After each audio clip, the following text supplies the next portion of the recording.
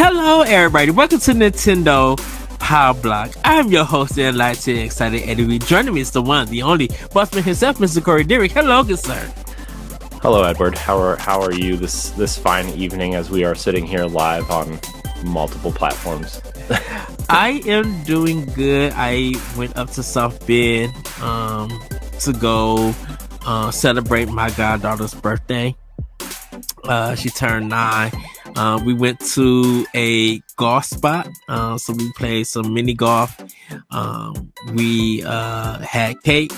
We sang happy birthday. I got her a gift card and everything. And so I was up there for a bit. I didn't stay long.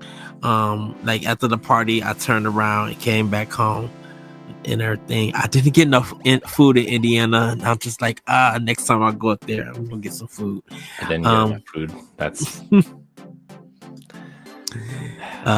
yeah. When you sent me the picture today, I was just like, oh. I was at my goddaughter's birthday. Yeah, Miles had his birthday today. His birthday's actually Monday, but his birthday party was today, and he wanted a Mario party, which was fun. And yeah, he had his Mario hat on and his Mario glasses on. Yeah, and we were like, Miles, who are you? He's like, it's a me. And I'm like, that's funny. And then he would be like, I was like, what time is it, Miles? He's like, it's Mario time. I was like, yeah, it was fun.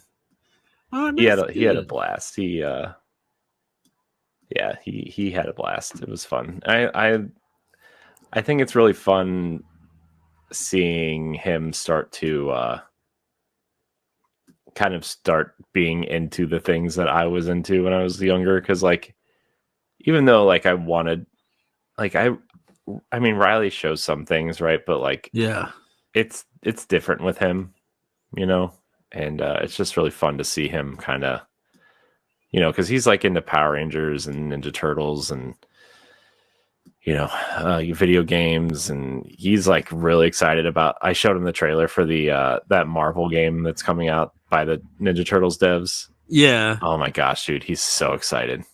That emu is on fire. Yeah, and you know, what is it? Tribute Games is doing it, right? So yeah, it's Marvel Cosmic Invasion. Yeah, he's really excited for that, and it was really fun to see him excited for games, because like, I don't know, I can't ever tell if they're going to be into something or not, and he just very clearly is. And it's really fun to see him be excited for that. Yes. Oh, that's so cool. Oh my gosh, dude. He's like, it's Captain America and Wolverine.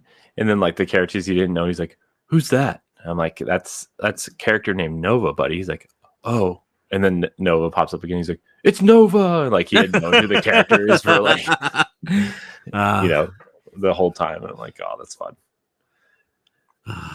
But yeah, I'm just like, man, I'm like, I'm really exhausted from everything. You didn't hide anything, right? You just like, I'm having fun with the kids. Yeah, birthday party. I mean, we hid his gifts downstairs, right, and like brought him up when he was ready, but we didn't, like, you know. Okay. So it wasn't like a Christmas thing where it was like, oh, surprise. Did you guys do like cupcakes or anything, or just like regular cake? We did regular cake. It was a Mario Kart cake, actually. Oh, cool. I'll send you a picture of it later. It was I thought I sent it to you. Maybe I sent it to Stephanie. Yeah, I only got the one picture. Yeah, okay. I'll send it to you. It's fun. It was cute, dude. It was so fun. And like the cake had little Mario Karts on top. But they were real toys. Oh, like, wow. They're actual carts. Like they're actual Mario Karts. Like like the Hot Wheels ones? Yeah. They're like 3 times the size of those, and they're real. Like they have, like the wheels turn, and like you can like they're like real carts. I know he was excited. Oh my He gosh, just, dude. He was like, he didn't even want to eat the cake. He just wanted to go, you know. but you just like, well, I gotta clean them off first because they got the frosting on them, and then you Yeah. can drive them. Yeah. I mean, it was, he's he's a he's a good kid. He's a good kid. Ronnie looked like she was having fun too. In the back, I'm just like, Yeah. oh, cool. Yeah, she was just there to have a good time. She was, and my cousin and their kid came over, which I don't see them very often, but their daughter is Riley's age, and they are like, every time they hang out, they always have a fun time, and it's really nice to see them kind of bond like that. Yeah. Okay. And then a couple of more months, it'll be her birthday. Yeah. I wonder what her theme would be. Who knows? Like, I don't know, man. So I don't know. Her thing is like coloring and drawing and crafting and stuff. Like she got that side of me of like the art side of me, and then my son got the I want to collect toys and play video games side of me. No, yeah. So that's yeah. Well, that's cool. That's real cool. So we both have birthdays to go to or enjoy, I should say. Yeah, it was fun. And then my parents came over, and my parents got him this like, so I don't know how into Power Rangers you are, Ed, but they have like they used to have a collectible line called and I think they still do, but since Power Rangers isn't like kind of on right now, they don't have a new line of figures or anything, but they have this thing called the Lightning Collection, which is kind of like, I would equate it to about like the Black Series for Star Wars toys. Okay. Like they're a little bit nicer than just the generic toys that they put out, right? They're meant for kind of adult collectors and not kids, like right? Kids, yeah. And they're like depending on which ones you get, they're like $35 or $40 a piece. My mom got him one, and I'm like, where did you find this? And it's not even like the regular line. It was like the limited TMNT crossover line. Oh wow! So it's like she got him a shredder. Yeah, it's called Morphed Shredder, and it's morphed with the Green Ranger stuff. So it's like Shredder, but his helmet is like the Green Ranger helmet, but it still has like the Shredder like spikes on it. Yes, and the Shredder shield on the front. And then he has the Green Ranger shield, the gold Green Ranger shield, and his costume is green, but he still has the purple cape. Yes. And like the shin, like the spiky shin guard stuff. Yeah, it's really cool. And like he has like these blades but like the shredder blades on his hands, but like there's attachable fire that comes out of them. Wait, what? And I'm like, this is like really cool, but also like really confusing. I think a lot of people kind of forget that the Green Ranger was a bad guy at one point. Yeah. Because like Tommy is everybody's favorite Power Ranger, like all the time. It doesn't matter. Like some people like the Red Ranger, like, a lot of people like Jason, but Jason leaves after like the first half of the second season, because of long story, but contracts and stuff. No, well, kind of, yeah, but like also they were getting screwed because they weren't union actors, and it's a whole thing. You guys can go look it up. I don't really, but that's why the three of them left, is because they were like barely getting paid enough. But yeah, I mean, like Tommy is like everybody's favorite Ranger. So whether it's the Green Ranger, the White Ranger, or like the Zeo Red Ranger, like everybody loves Tommy. So yeah, but I don't know. I was more the Black Ranger and Billy sometimes, and Jason. I think the other the regular cast of the Power Rangers I was into. I wasn't so much into the Green Ranger and White Ranger. I was just like, oh, you're here. Okay, you're saving the day with them. Okay, cool. But like the other five, just like that was my Rangers then, because that was the cast that I knew. Yeah, I mean, I always thought Zach was cool, which is the original Black Ranger, and yes, yeah, I still like the original cast. I still like. I think when I started like tuning out, like I watched Zeo, but I think when I started tuning out of like kind of caring was when the original Pink Ranger left, and they brought Kat in and to replace Kimberly, and it was like, man, that was, I don't know, it just felt like obviously like the last of the originals kind of was leaving, and then like when Zeo came around, Billy didn't get a Zeo crystal for some reason, you know. So they kind of wrote him out of the show, but like it later came out that he was actually he wanted to leave the show voluntarily because he was gay and there was a lot of homophobic slurs being thrown around the set, and he was kind of tired of it. So he just wanted to leave, which is, you know, understandable, you know. And then he came back for the movie. He's actually in the series throughout, like periodically. Like he plays like I don't want to say the Zordon character, but he plays like the leader of a group of Rangers for a season, I think. I don't remember what season it is, but a lot of the Rangers, actually, the original cast comes back at one point or another to lead. Like the Turbo, like Jason and Kimberly are in the Turbo movie. Oh, okay. And Jason comes back during the Zeo season as the Black Ranger. You know, Adam comes back as the Green Ranger at some point, which was the second Black Ranger. They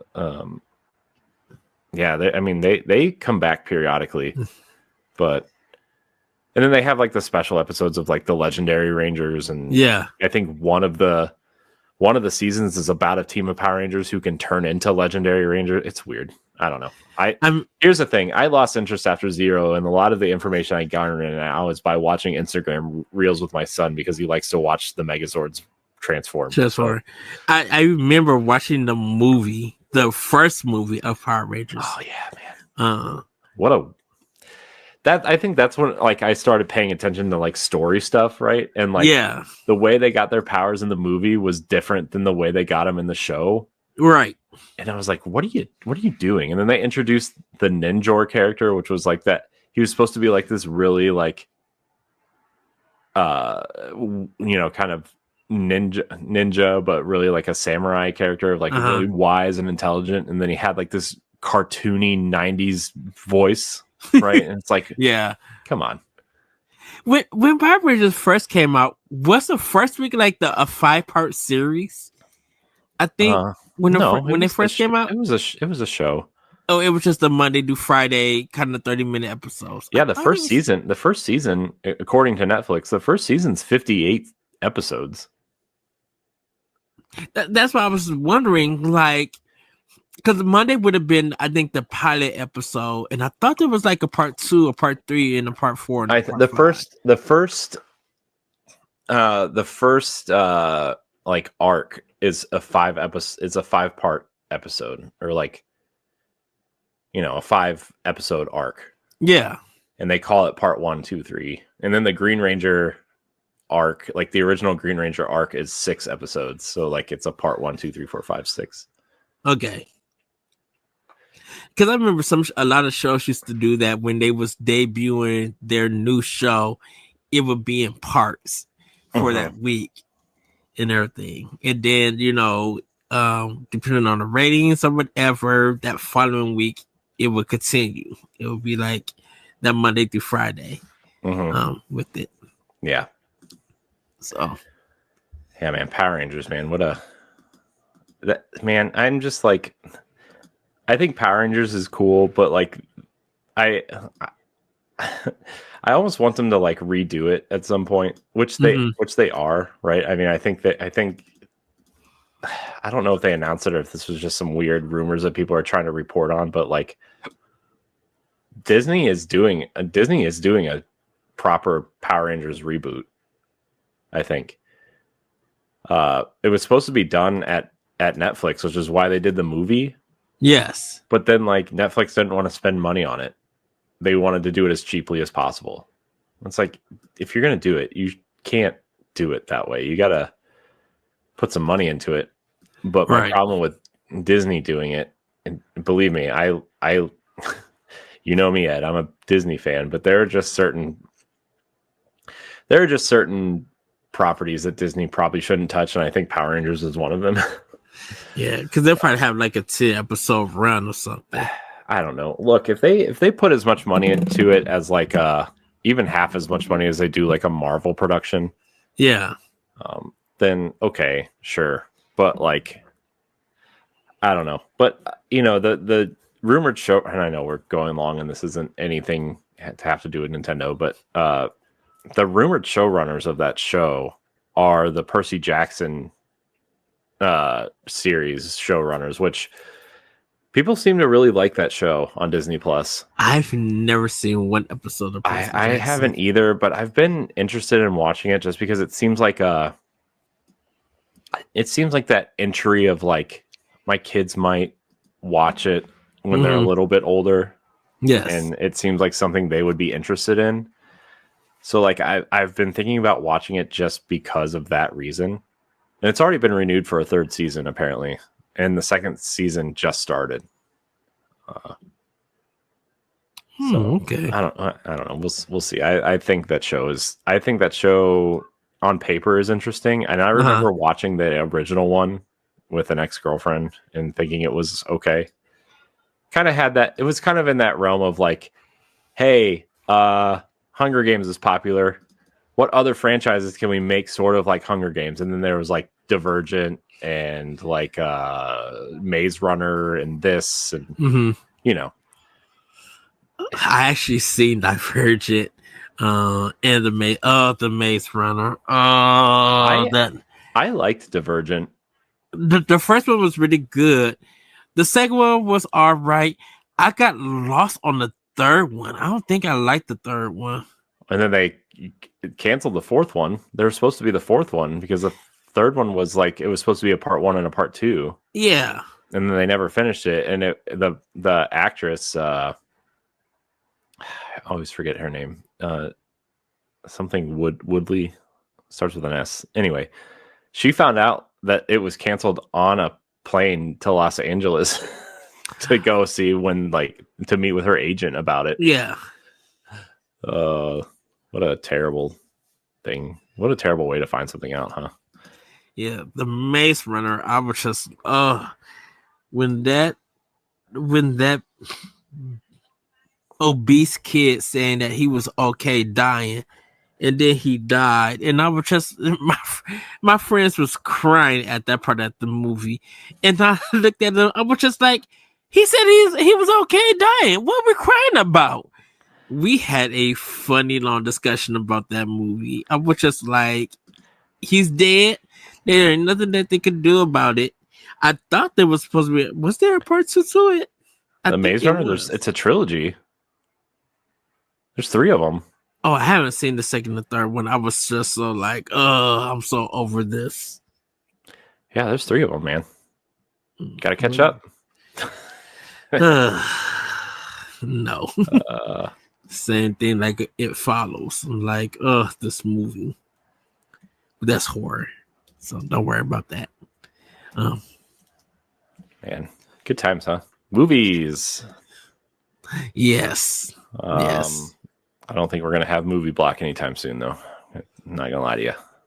I still need to order my Indiana Jones collection so I can rewatch them.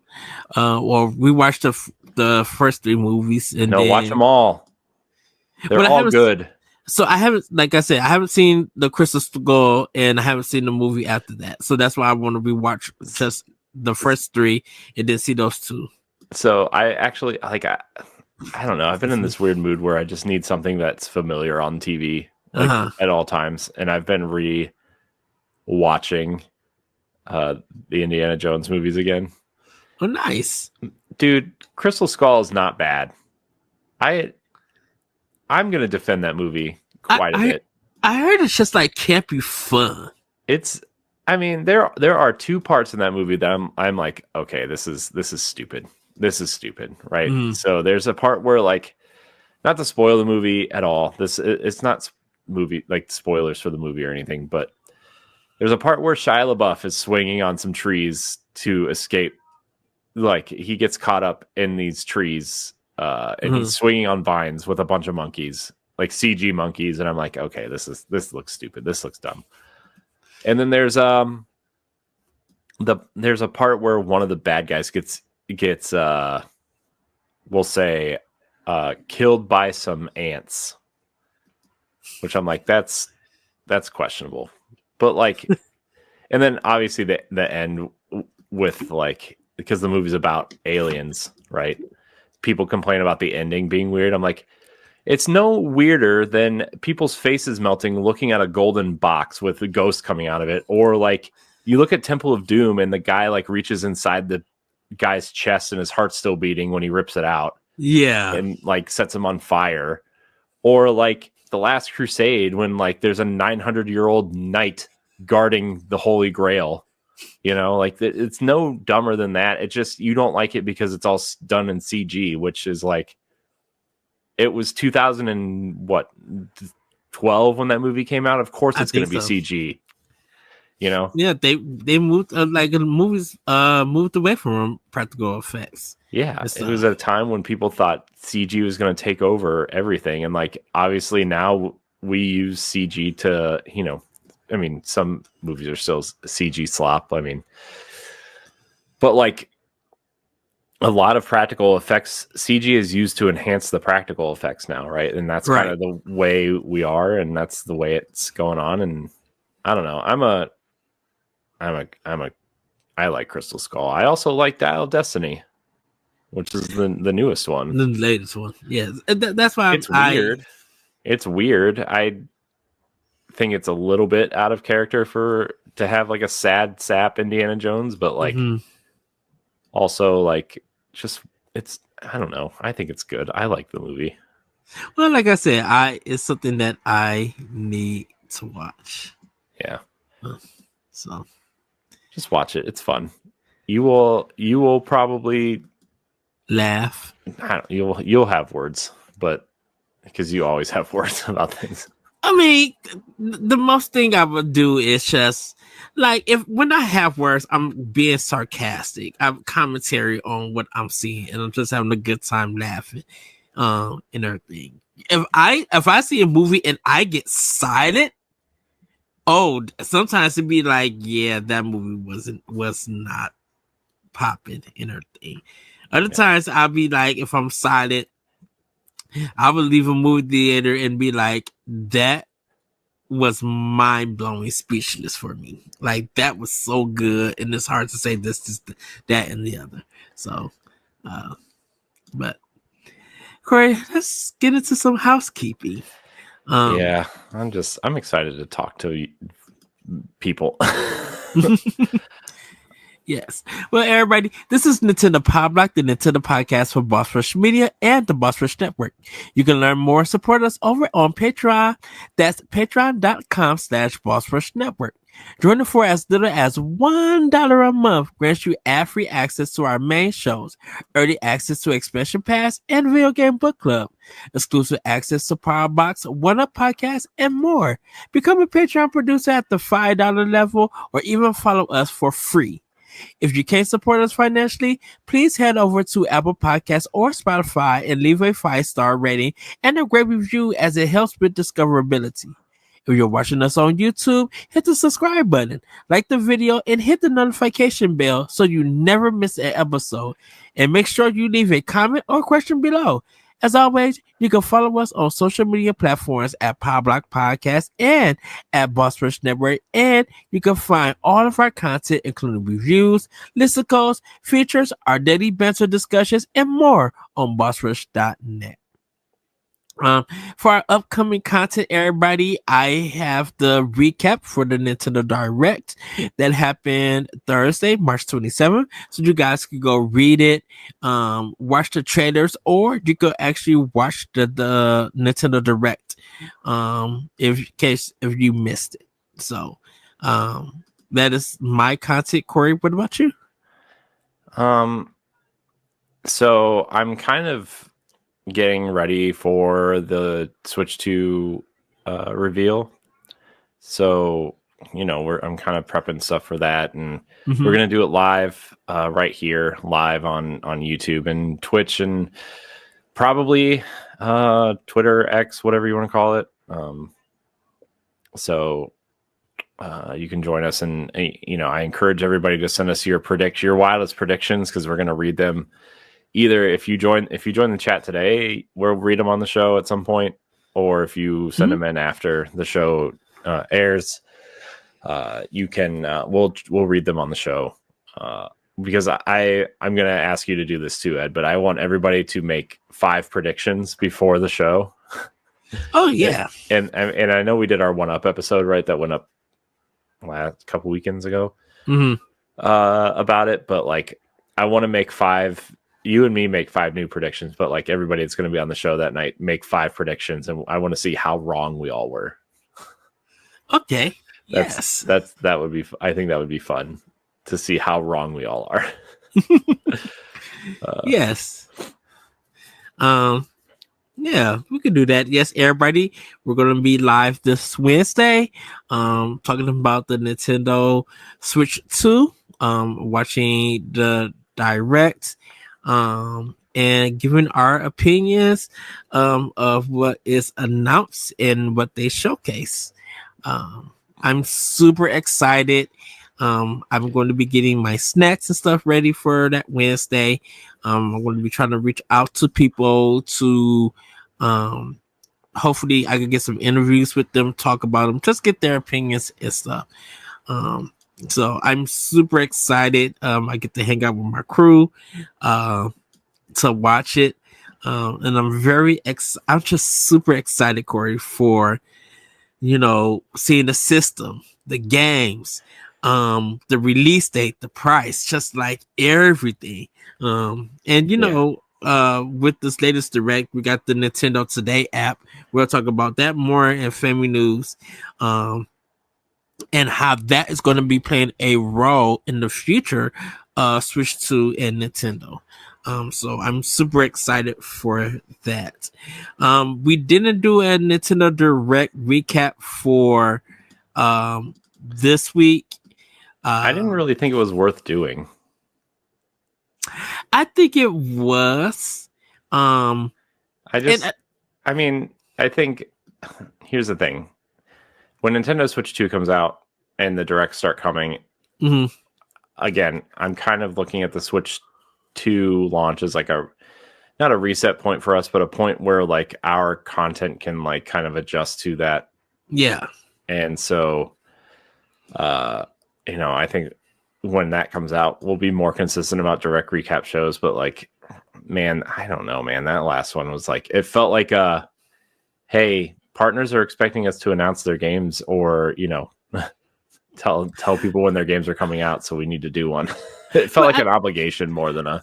Well, I think with this direct, they said that they're still going to be supporting the Switch. So I think they did this to show how committed they are to the Switch, and then they're going to go all out with the Switch 2. I know people just like, well, Nintendo's crazy for doing this. I'm like, no, it kind of makes sense, because they want to get the word out about how they do, like what's coming to the Switch and everything, so people could realize that, yeah, we still got games coming out this summer, and everything. We still got stuff coming out for this console, and then we will be focused on our bigger system, and everything. I think that's why I think the reason they did it because of the retro digital games that they're doing, and definitely Nintendo Today is a big thing. And then they just like, I think it's like about 23 announcements for games and stuff. So they were just trying to show that we still got stuff to announce that's still coming to our system for it. Yeah. And I mean, they promised to support this thing until for at least 2 more years. So yeah. Look, I'm still of the opinion that remakes and remasters are going to be the primary source of this, right? And so I think they're holding a lot of stuff back still for some reason. Like, I still think Metroid Prime 2 and 3 are coming. I'm shocked they didn't announce those today or yesterday or Thursday. I think they would. I think the biggest, because everybody's just like, they're showing Metroid Beyond in the middle of the directs and not at the end. You would think that would be that big game, but no. What was that? Tomodachi Life is what they showed. Yeah, Tomodachi Life. Yeah, that's what you showed last. I think it's because, you know, on a comedic note and stuff. I think because it did, you know, numbers, and I think it was just easier to end it that way of casual, for a casual game. Where Metroid Prime 4 Beyond, I think they still got a lot planned for that. And they would just want to like give people an update because they have been waiting for so long, with it. And so I think, you know, Prime 4 Beyond could get like its own Nintendo Direct and they go deep into it. Like, after we find out whatever the release date is, you know, they were just getting hints to it. And I know people were just like, they wish that they had a release date, and I'm just like, we don't need one just yet. Yeah, you know? I'm not as high on like the release date for stuff like that, because like they'll release it when they're ready, right? You know, and I think like I said, I still think they didn't announce a release date because I still think they want to get Metroid Prime 2 and 3 HD out. Probably so, yeah.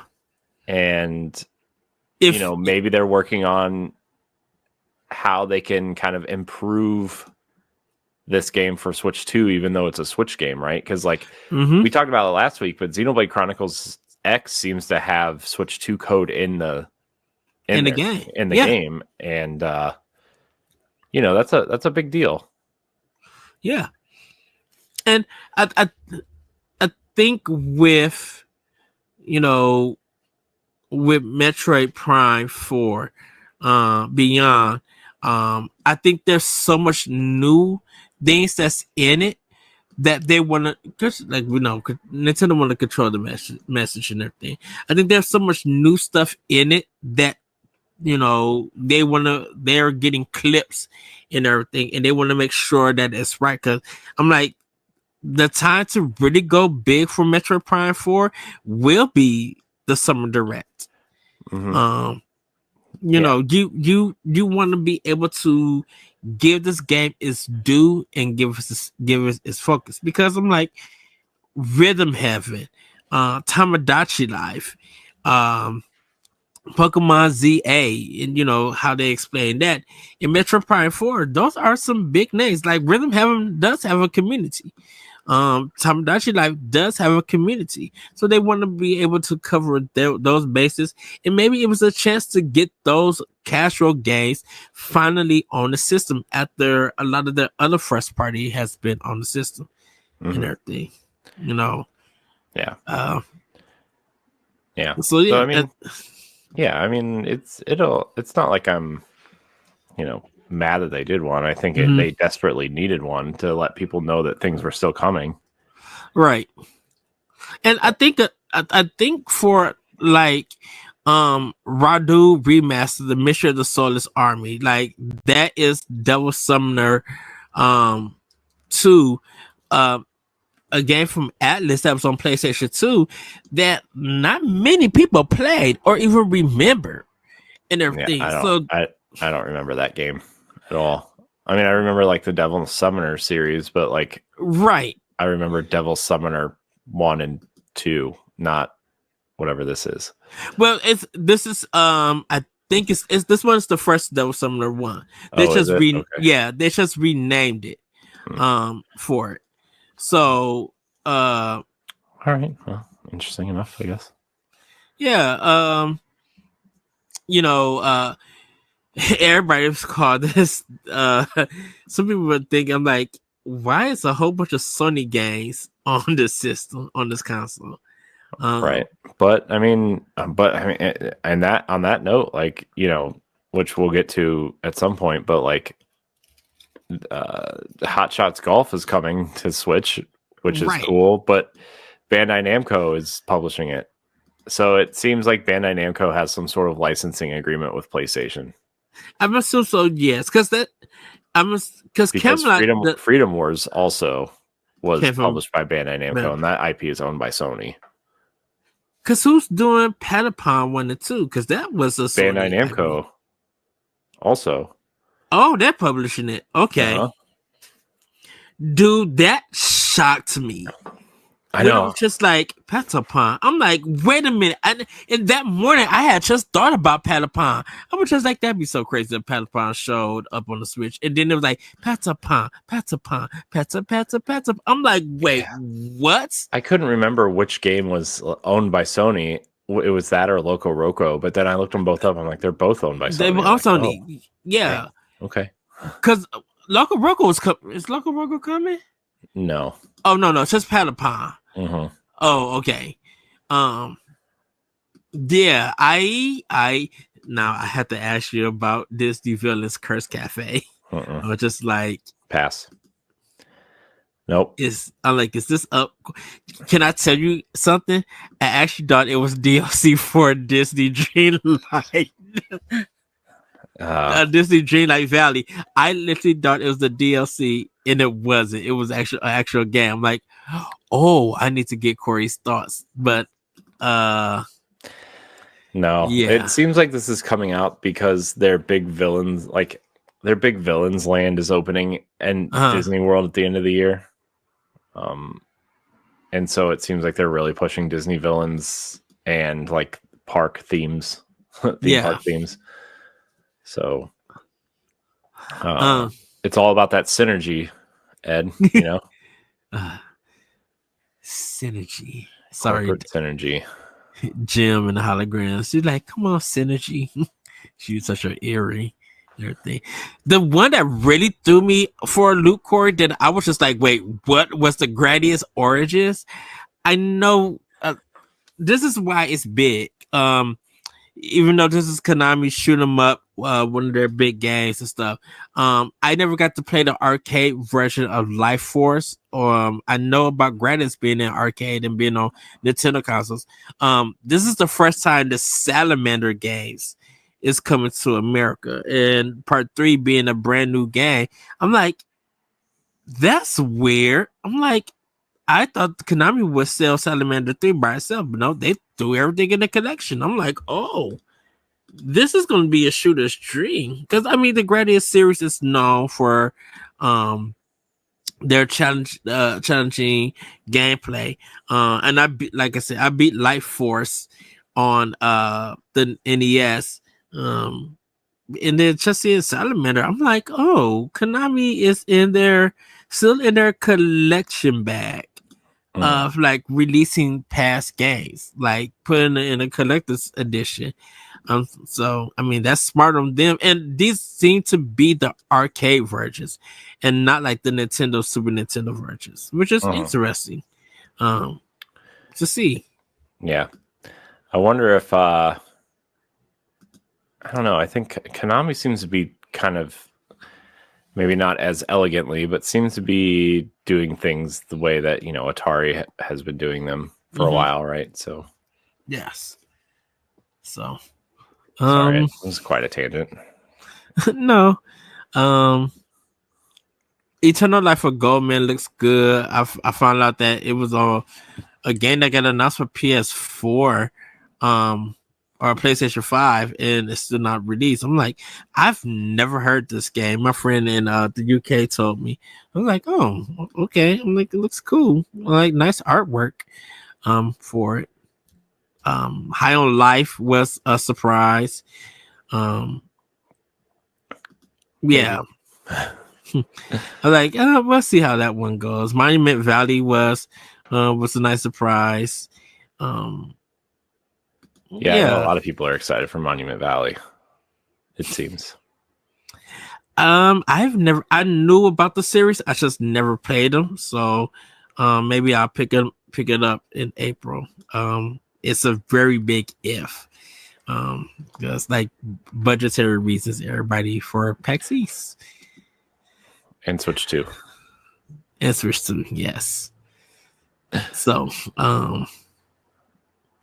but yeah, I don't know if you want to go through or do a rundown, Corey, or do you think, like, how would you like to go? Like, do you want to even talk more about the Nintendo Direct or anything? Or I mean, I want to talk about it a little bit when we get there. Okay. Because there are other games I want to talk about. Okay. We want to do the family news. Yeah, it's literally the first story. Ed. Are you not looking at the doc, Ed? I am. I am, but it's just,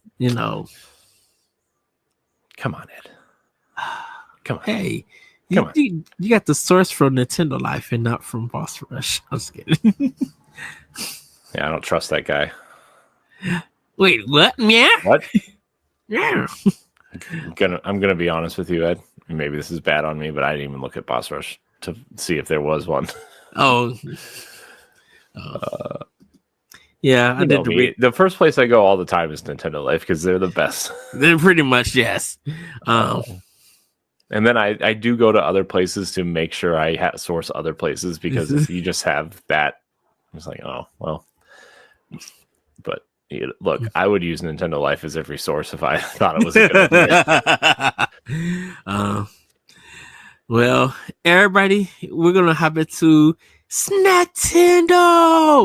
Corey, go ahead first because I gotta look up something that I got from Taco Bell. I just seen it on their menu on Friday, and I'm like, oh, good goody moody, I must try this. And what I got from there was amazing. Interesting.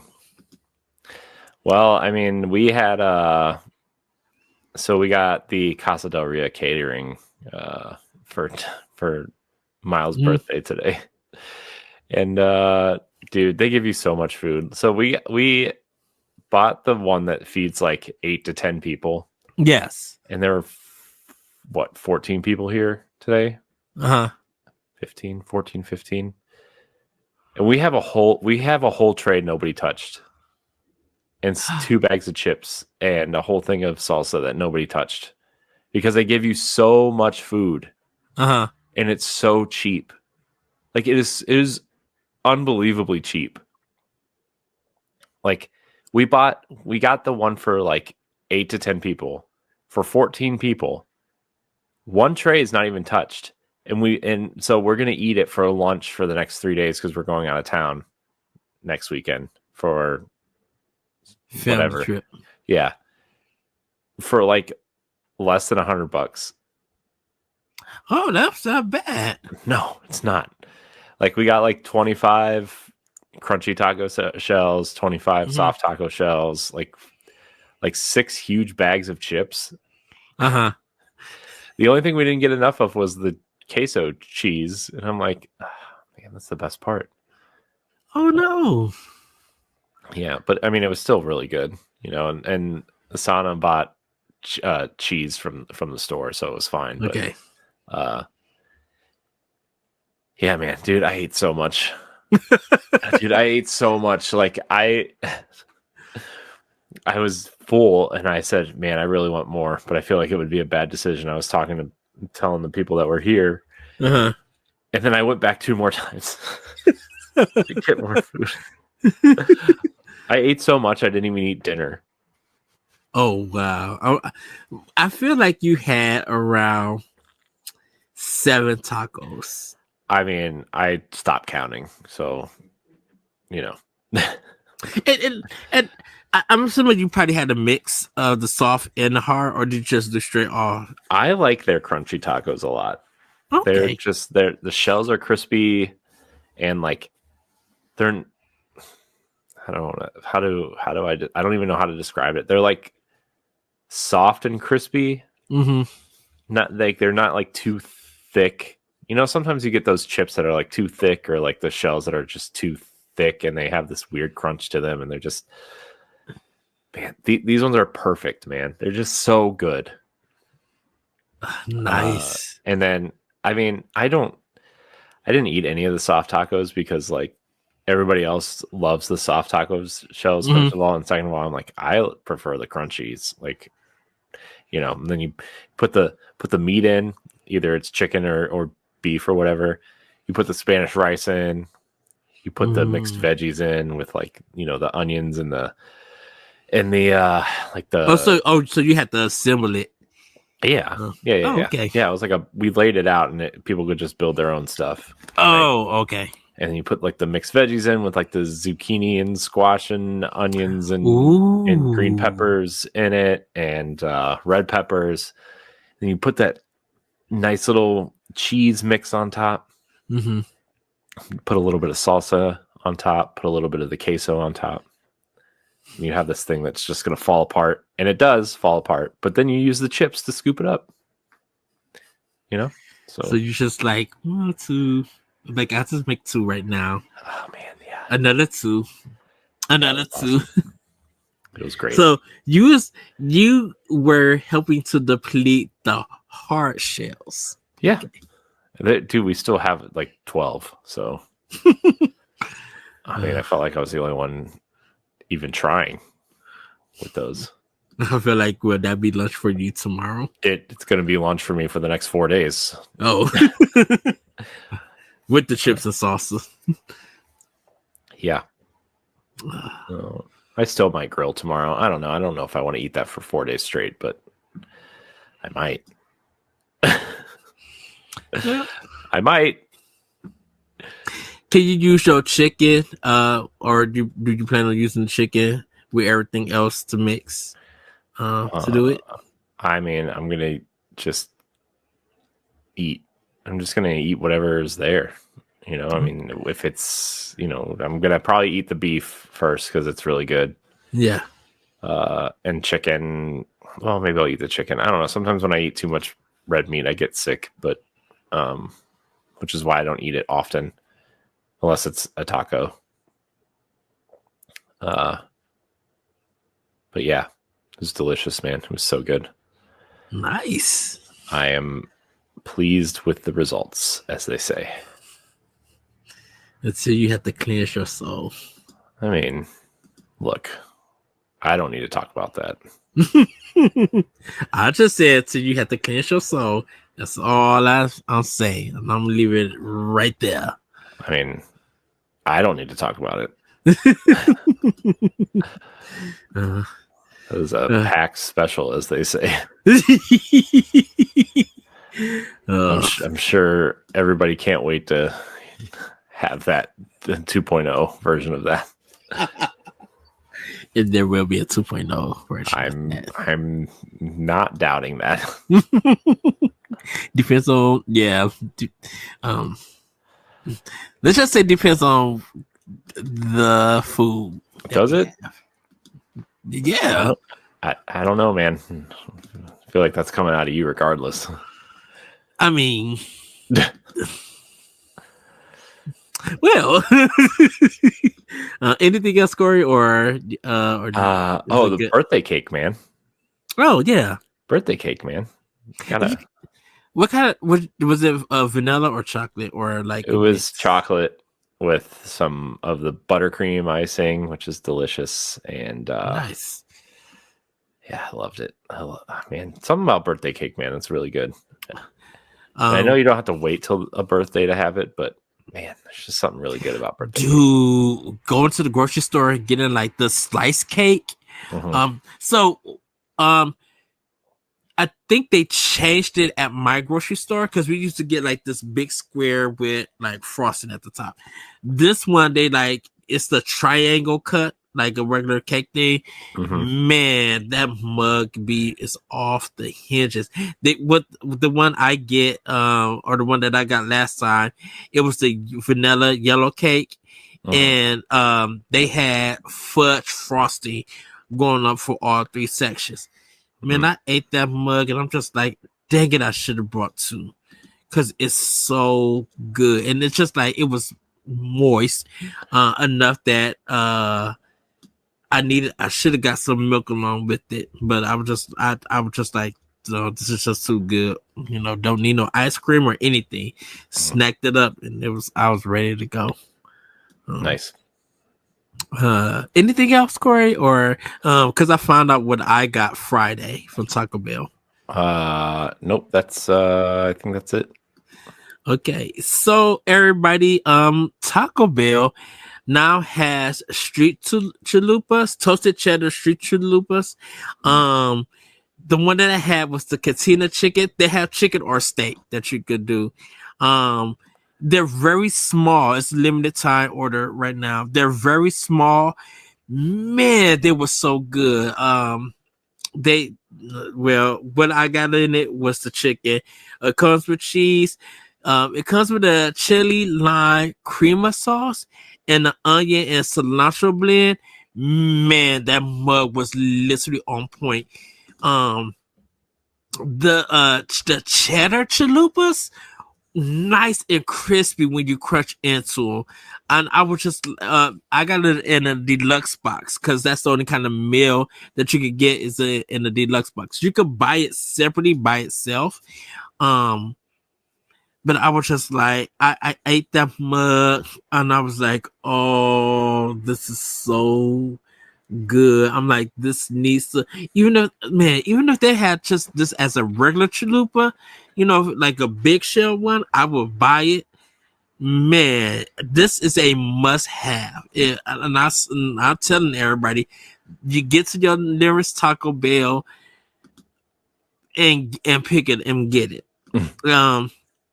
It's a $9 deluxe box if you want the meal. I think with only two of them, it's like about $6 or something. But you would not regret it. That lime and cilantro in that mug was so good. I'm sorry, everybody. I'm just thinking about it now because I haven't eaten since I left Indiana today. So I might just go to Taco Bell and pick some up, and everything. It's amazing. I kind of want to write to them. I'm like, I hope you guys bring this back, or you make this a mainstay in the future, because this is top tier good from Taco Bell. Top tier good. You heard it here first, everybody. Yes.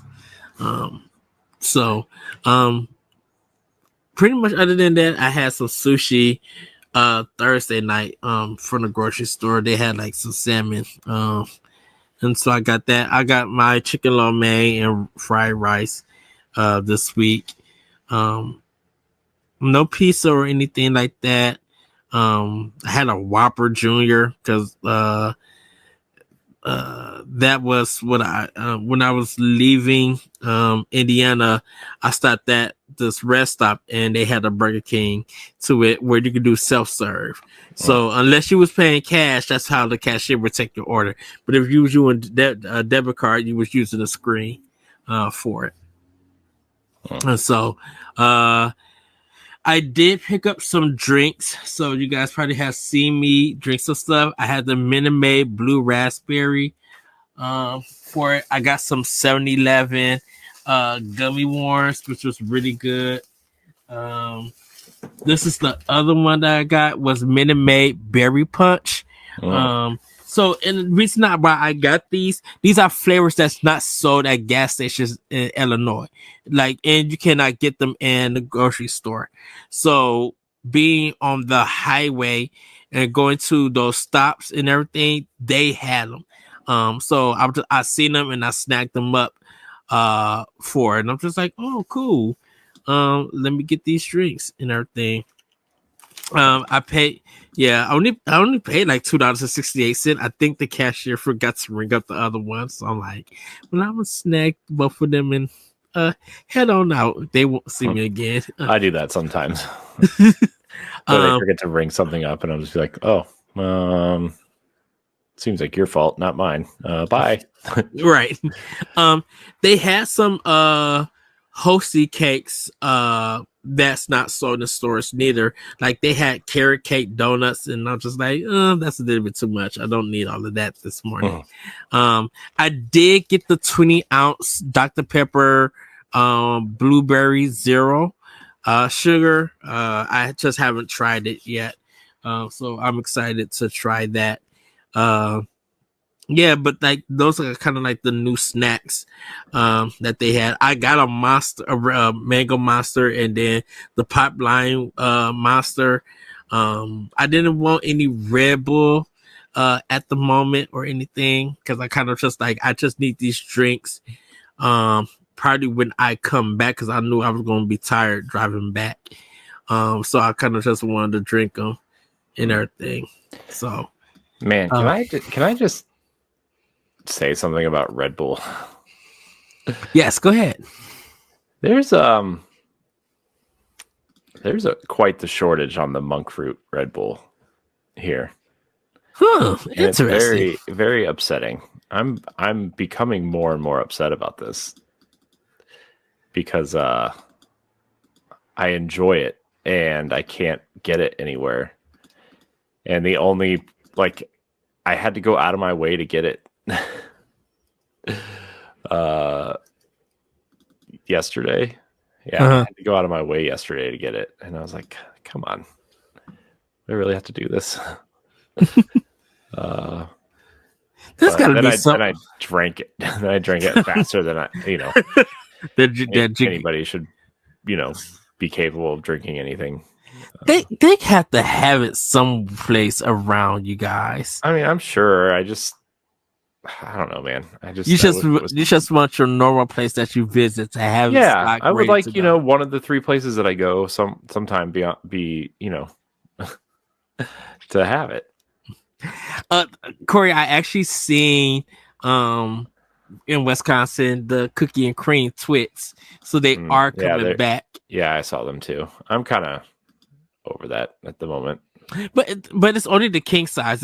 It's nothing for the regular size and stuff. I mean, what are you doing if you're not eating the king size?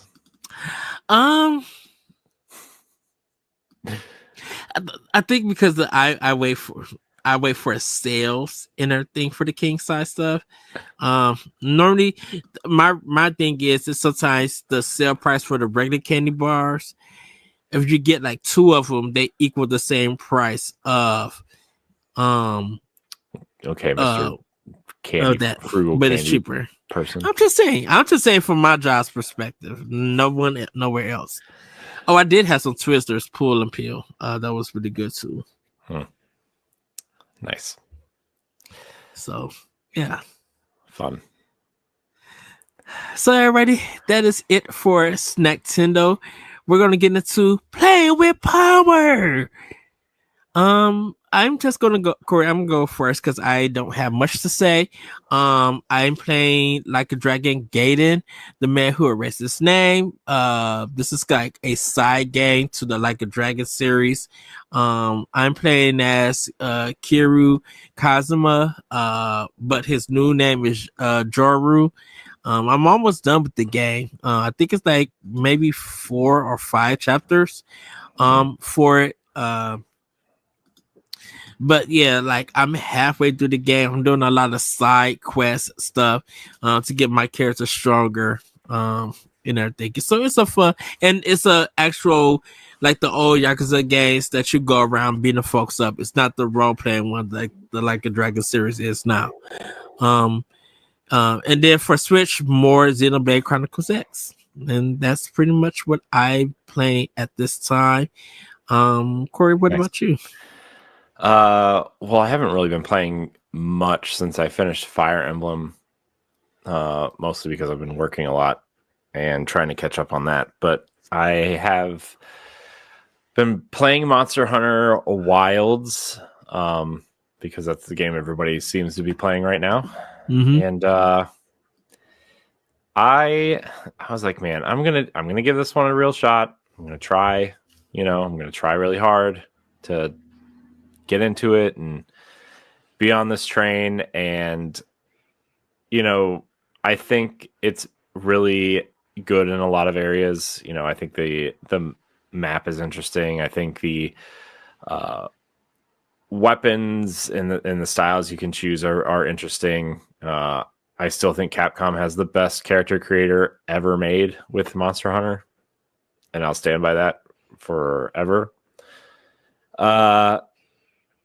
You still can't remap the controls, and that is what's turning me off from the game. I can't stand the way that the buttons are mapped. Mm-hmm. And it's really like I don't know if I'm just not used to it or what, but I can't. There's just something about the way the buttons are mapped that just it's not clicking with me the way I thought it might or would if I spent more time with it, or that kind of thing. So I am going to push through and try to play some more of it. I'm really struggling with it. And and the thing is, it's like, so far, it's not a hard game at all. It's just what's throwing me off are the way the buttons are mapped. And this was my major complaint during the test phase, right? Mm-hmm. And so I debated on whether or not I should get it. And then I was like, no, I'm not going to get it because I know I'm not going to play it. And then a lot of our friends are playing it, and a lot of people on other podcasts are playing it, and they're like, oh, it's so great, it's so awesome. And I'm like, maybe there's something I'm just missing.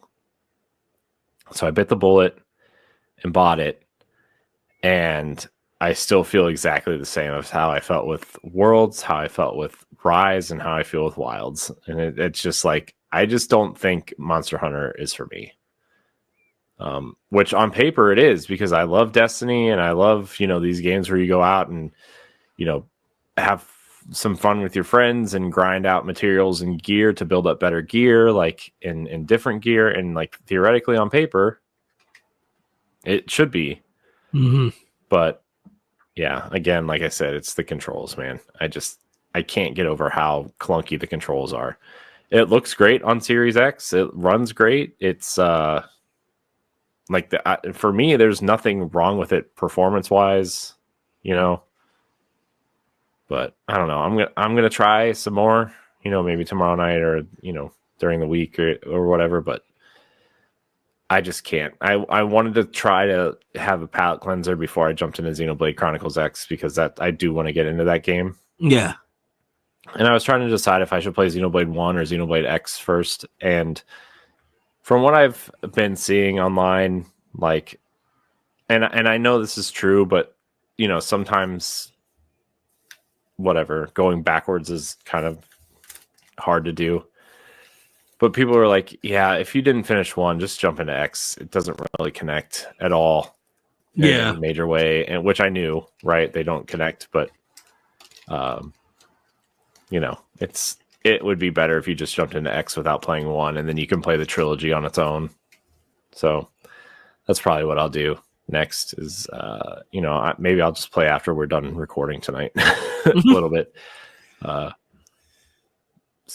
then I also I played, not a lot, but I've been playing Assassin's Creed Shadows, and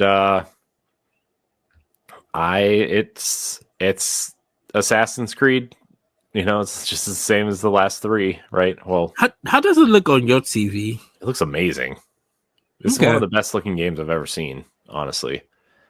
And I think the story with Yosuke so far is fascinating. Mm-hmm. That's his name, right? That's his name? Mm-hmm. Yosuke? Yeah. The black guy? Yeah. Yeah. And the conversation LeRon and I had a couple weeks ago on the Boss Rush podcast was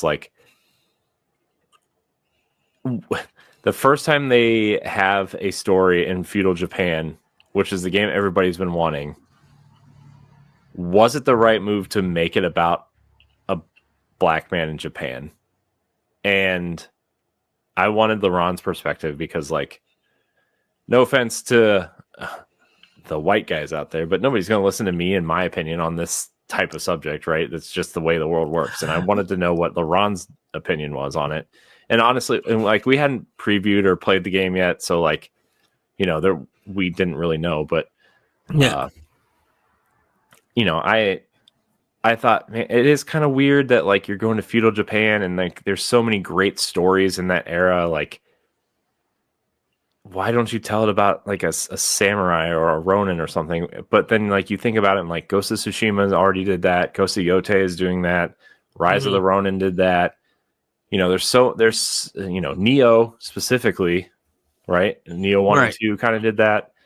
And so, like, yeah, I guess it kind of makes sense to kind of lean away from that. And, you know, obviously I always forget the female character in that game. Like, she's a big player in that game, and you actually play her a lot as well.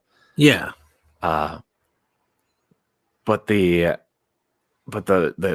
story surrounding the male character is kind of fascinating, right? He's brought over to Japan as, you know, I think a slave or some sort of like Servant or something. servant of some sort, right? And like he kind of kind of takes place in that time frame. If you've played any Dynasty Warriors or Nobunaga's Ambition or anything, like the type of era this is set in, and those characters are all in it, right? Like it's the historical fiction part of the story surrounds that kind of historical era. So I think granted, I've only played a couple hours at best, but like if this is a very interesting way to tell this story that I don't think people were expecting, and they're not hiding it either, which is also a refreshing change of pace, where like usually racial stories, there's some sort of like very surface level kind of implementation to the story to make these companies look like they're, oh, look at us, we're, whatever, and it's diverse and just stuff. like, yeah, and it's always very surface level or whatever. But this is like, granted, it's Assassin's Creed. It probably falls apart somewhere, and it ends up being about the killing and the exploring the world and whatever, which is fine. But like up front, the story's pretty interesting. So yeah, and I mean it's doing well, really good in sales. There really hasn't been no complaints from people who actually bought and played the game, and stuff. They're enjoying it. Some people finished it. So I put it on hold until after PAX, because I'm just like I said, budget reasons for right now. I'm like, when I get back from PAX, then I could come and pick it up and give it a play. And I'm excited for that. Yeah, I do want to say that, like, if I had to pick a game between Monster Hunter and Assassin's Creed to keep going, it would be Assassin's Creed. That's great. So, which it might honestly be. I keep Xenoblade as my handheld kind of RPG experience, and then play Assassin's Creed on TV or whatever. But yeah, I wanted to buy Assassin's Creed at full price just to show like I like the series. Yeah, and like I know a lot of people are waiting, which is fine, right? Like, I mean, Ubisoft's kind of earned that reputation, whether it's good or bad. Like, hey, this game's going to be on sale in like 45 minutes, so you might as well wait. But yeah, I think Assassin's Creed is pretty good, and I recommend it highly. But I know people like to hate on that series for, I don't know. I don't think any real reason, just because it's cool to hate on Assassin's Creed. But yes, again, that's just my opinion. I don't know how real that opinion is or not. So I like it though. It's cool. That's cool. It's good to hear that. Really good to hear that. Yeah. So go play it if you like open world action RPGs. It does play a lot like Valhalla. That actually the female character plays more like Odyssey, like faster and kind of which reminds me, I still gotta install Valhalla and Mirage. I want to play those games. I want to give those games a try. Yeah, I was like, I haven't played Mirage yet. I should go buy it. And I looked, and I was like, oh, I bought it already at some point. Yeah, I got it for Black Friday last year, and I just haven't installed it. Like, it's still in the case in the shrink wrap. Yeah, I bought it digitally at some point, I guess.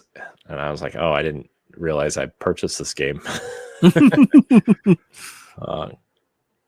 But yeah, I don't know, man. I really like Assassin's Creed. I really want to kind of like at some point play through some of the series again, the older games, because like I never finished Unity and I never finished Syndicate. I haven't finished. I haven't finished none of the Assassin's Creed. Oh, and I never finished Rogue either. So I I finished 1 through 4, mhm. and then I finished Origins and Odyssey, but I never finished the 3 in between. I started the first first Assassin's Creed. I've never played it or anything. I may have to do something like that, like do a run for all like 3 the start. games. It's the start of a, the typical Ubisoft. Hey, Mhm. this is a neat concept, but the second game is like where it starts. Kind of like Watch Dogs did, and a few other things that they do. Yeah, that's it.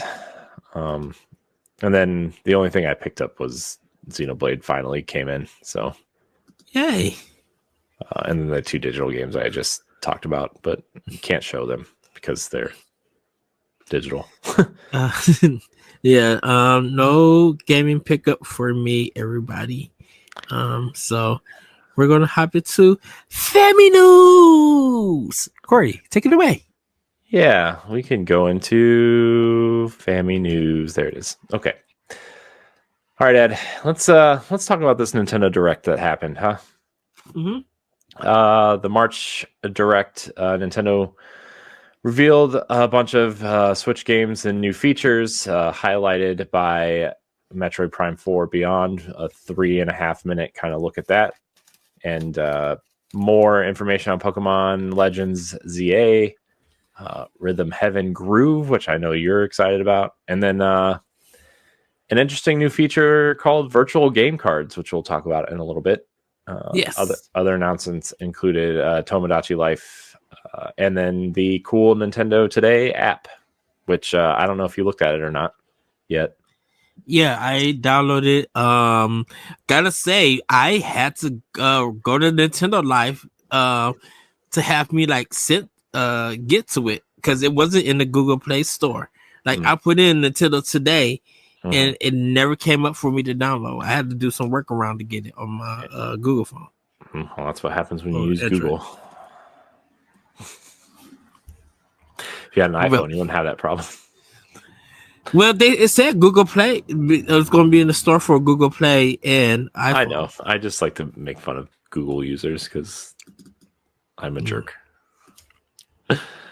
Anyways, so yeah, I mean, overall, before we talk about some of the games, I don't think we need to talk about all of the games, but before we talk about some of them, I mean, what were your thoughts about this Direct? Because for me, it was just fine. Okay, so I gave it a B plus. I don't think it needed the bells. Yeah, let me tell you, I don't think it needed the bells and whistles. I think because I was shocked about a lot of the Sony stuff, like Patapon 1 and 2 coming to Switch. I'm like, that's such a great game. Even though I didn't get to play it for PSP, I kind of love the rhythm kind of game, the rhythm feel for it. Metroid Prime looks gorgeous. Yeah, it looks really good. And I'm just like, ooh. And then it's just like psychability. And I'm just like, Nintendo got some puzzles going on over here. And whatever new is going on is going to be fascinating. It looks it looks like Halo 4. You know like what? The jungle scenes from Halo 4. And almost like the same trailer when they first showed it. Yeah. Yeah. And like that big kind of like structure, that kind of triangular structure. Yeah, I was like, man, that looks kind of like a Promethean structure in Halo 4. because the art style is different. The art style, I'm just like, oh, they went okay, retro, nice. Yeah, I know. I know some of the people from 343 went back to retro, right, to work on this. Because they left to do Halo because they were obviously retro was working on Donkey Kong. Right. And then obviously 343 has kind of, depending on your opinion, has, gone one way or another with Halo and restructured, and they had, all those layoffs and leadership changes, and now it's called Halo Studio instead of 343.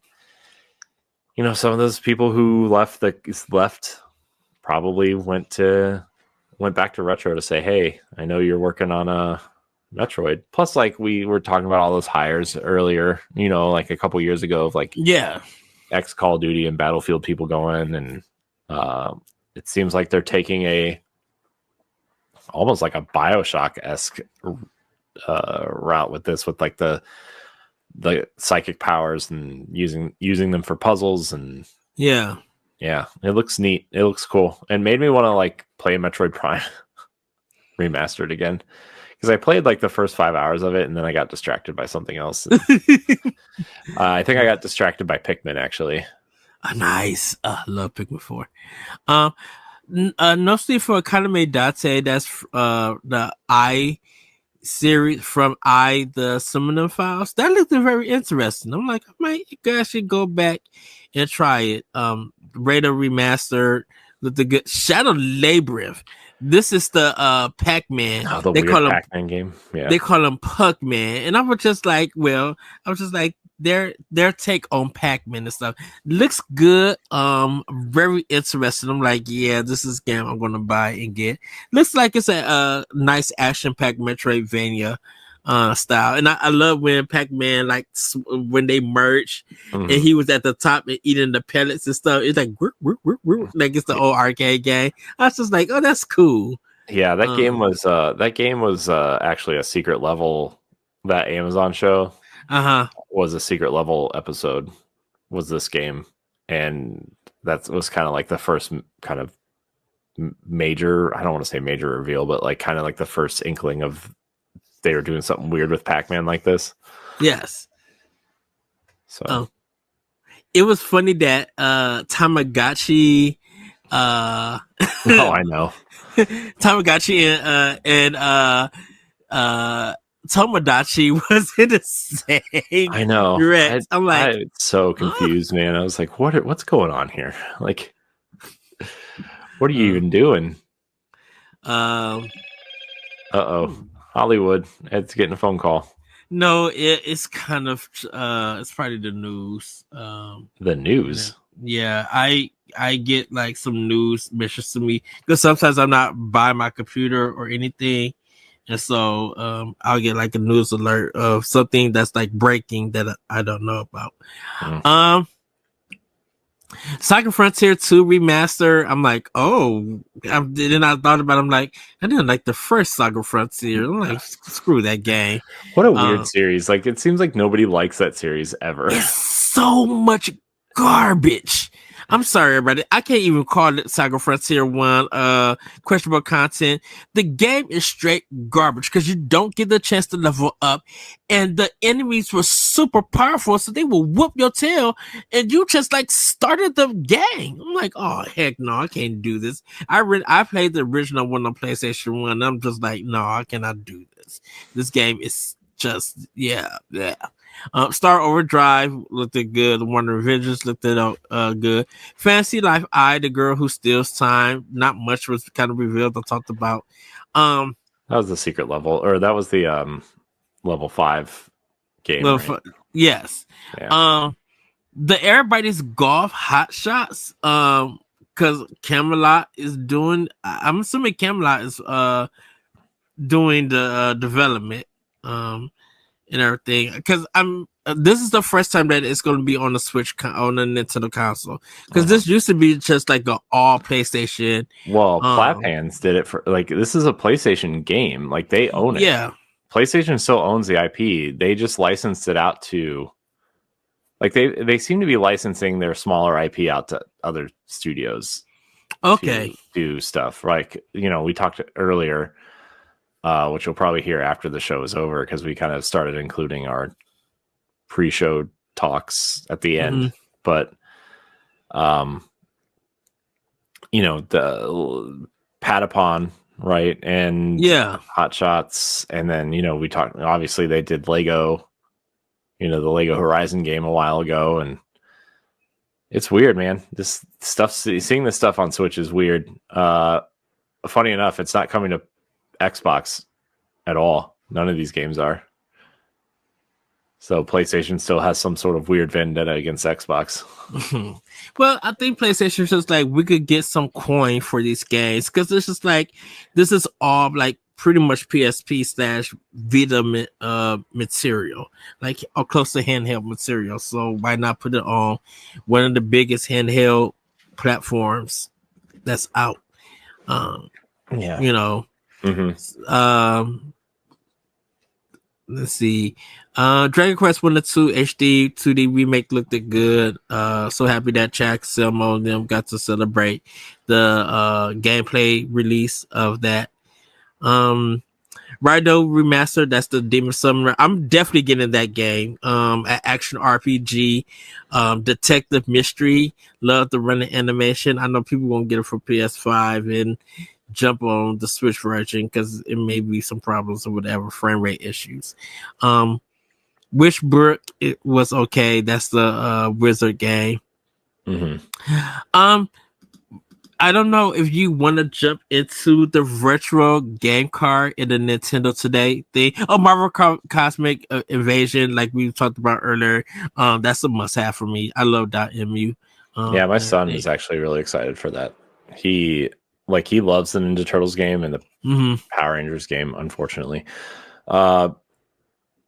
But he I showed him this and because he likes Spider-Man and Captain America and all that stuff, right? So he was like really excited that there was another one of these games because I think I think we either you and I had this discussion before or I was having it with someone else, but regardless, like I think side-scrolling beat 'em ups are actually one of the best ways to teach kids how to play games. Yeah, because like you're still kind of moving around in that weird 3D space because you're moving up and down, left and right. Like it's the same thing. To me, it's like Pac-Man actually might be one of the best ways to teach kids how to move in a space, right? Like a non-linear 2D space, right? Yes. But beat 'em ups, like you can move in this space. It teaches you kind of how to move and react. It teaches you obviously like how to beat 'em up aspect is fun because you're just mashing buttons. But I think my son is really caught on to games because we've been playing a lot of beat 'em ups, and so I mean this another one from Tribute and Dotemu is just a home run. For us, this is a game that me and him will play together, and he's going to be excited because he'll get to play as Spider-Man, and I'll probably play as Wolverine or Captain America, and Storm's in there, and I wonder how many characters are going to be in this game too. Yeah, I know a lot of people just like, yes, getting that Konami feel to it. I'm like, yeah pretty much, yeah. It's exciting. I think this is cool. I'm excited.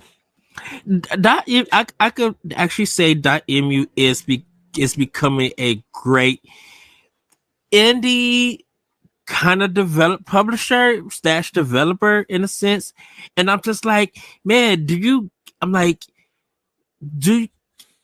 they jump to almost third party in a sense? Because I'm like, they're working with Sega making that Shinobi game, which looks amazing. A third party game. And are they working with Koei Tecmo also for Ninja Gaiden? Yeah, they're working for Ninja Gaiden also. I think so, maybe. Yeah. So the year of the ninja. The year of something. Yeah, so I kind of feel like shout out to .mu for what they do. But yeah, Marvel Cosmic Invasion. And it doesn't feel oversaturated or anything. I love the beat 'em up genre. It's one of my favorite genres. So seeing this is such a good thing.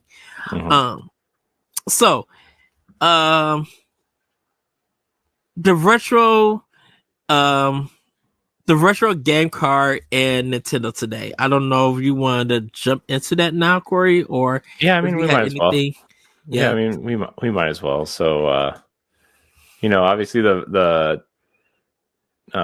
virtual game cards was also like one of the bigger things here where essentially you can share one of your digital games with one other person for 2 weeks, as long as you're friends with them. Or I don't know if they mentioned the family thing. Yeah, so if you have the family pack, you could give game those digital versions to them for 2 weeks. So you have to be a part of the family pack for NSO in order to do it.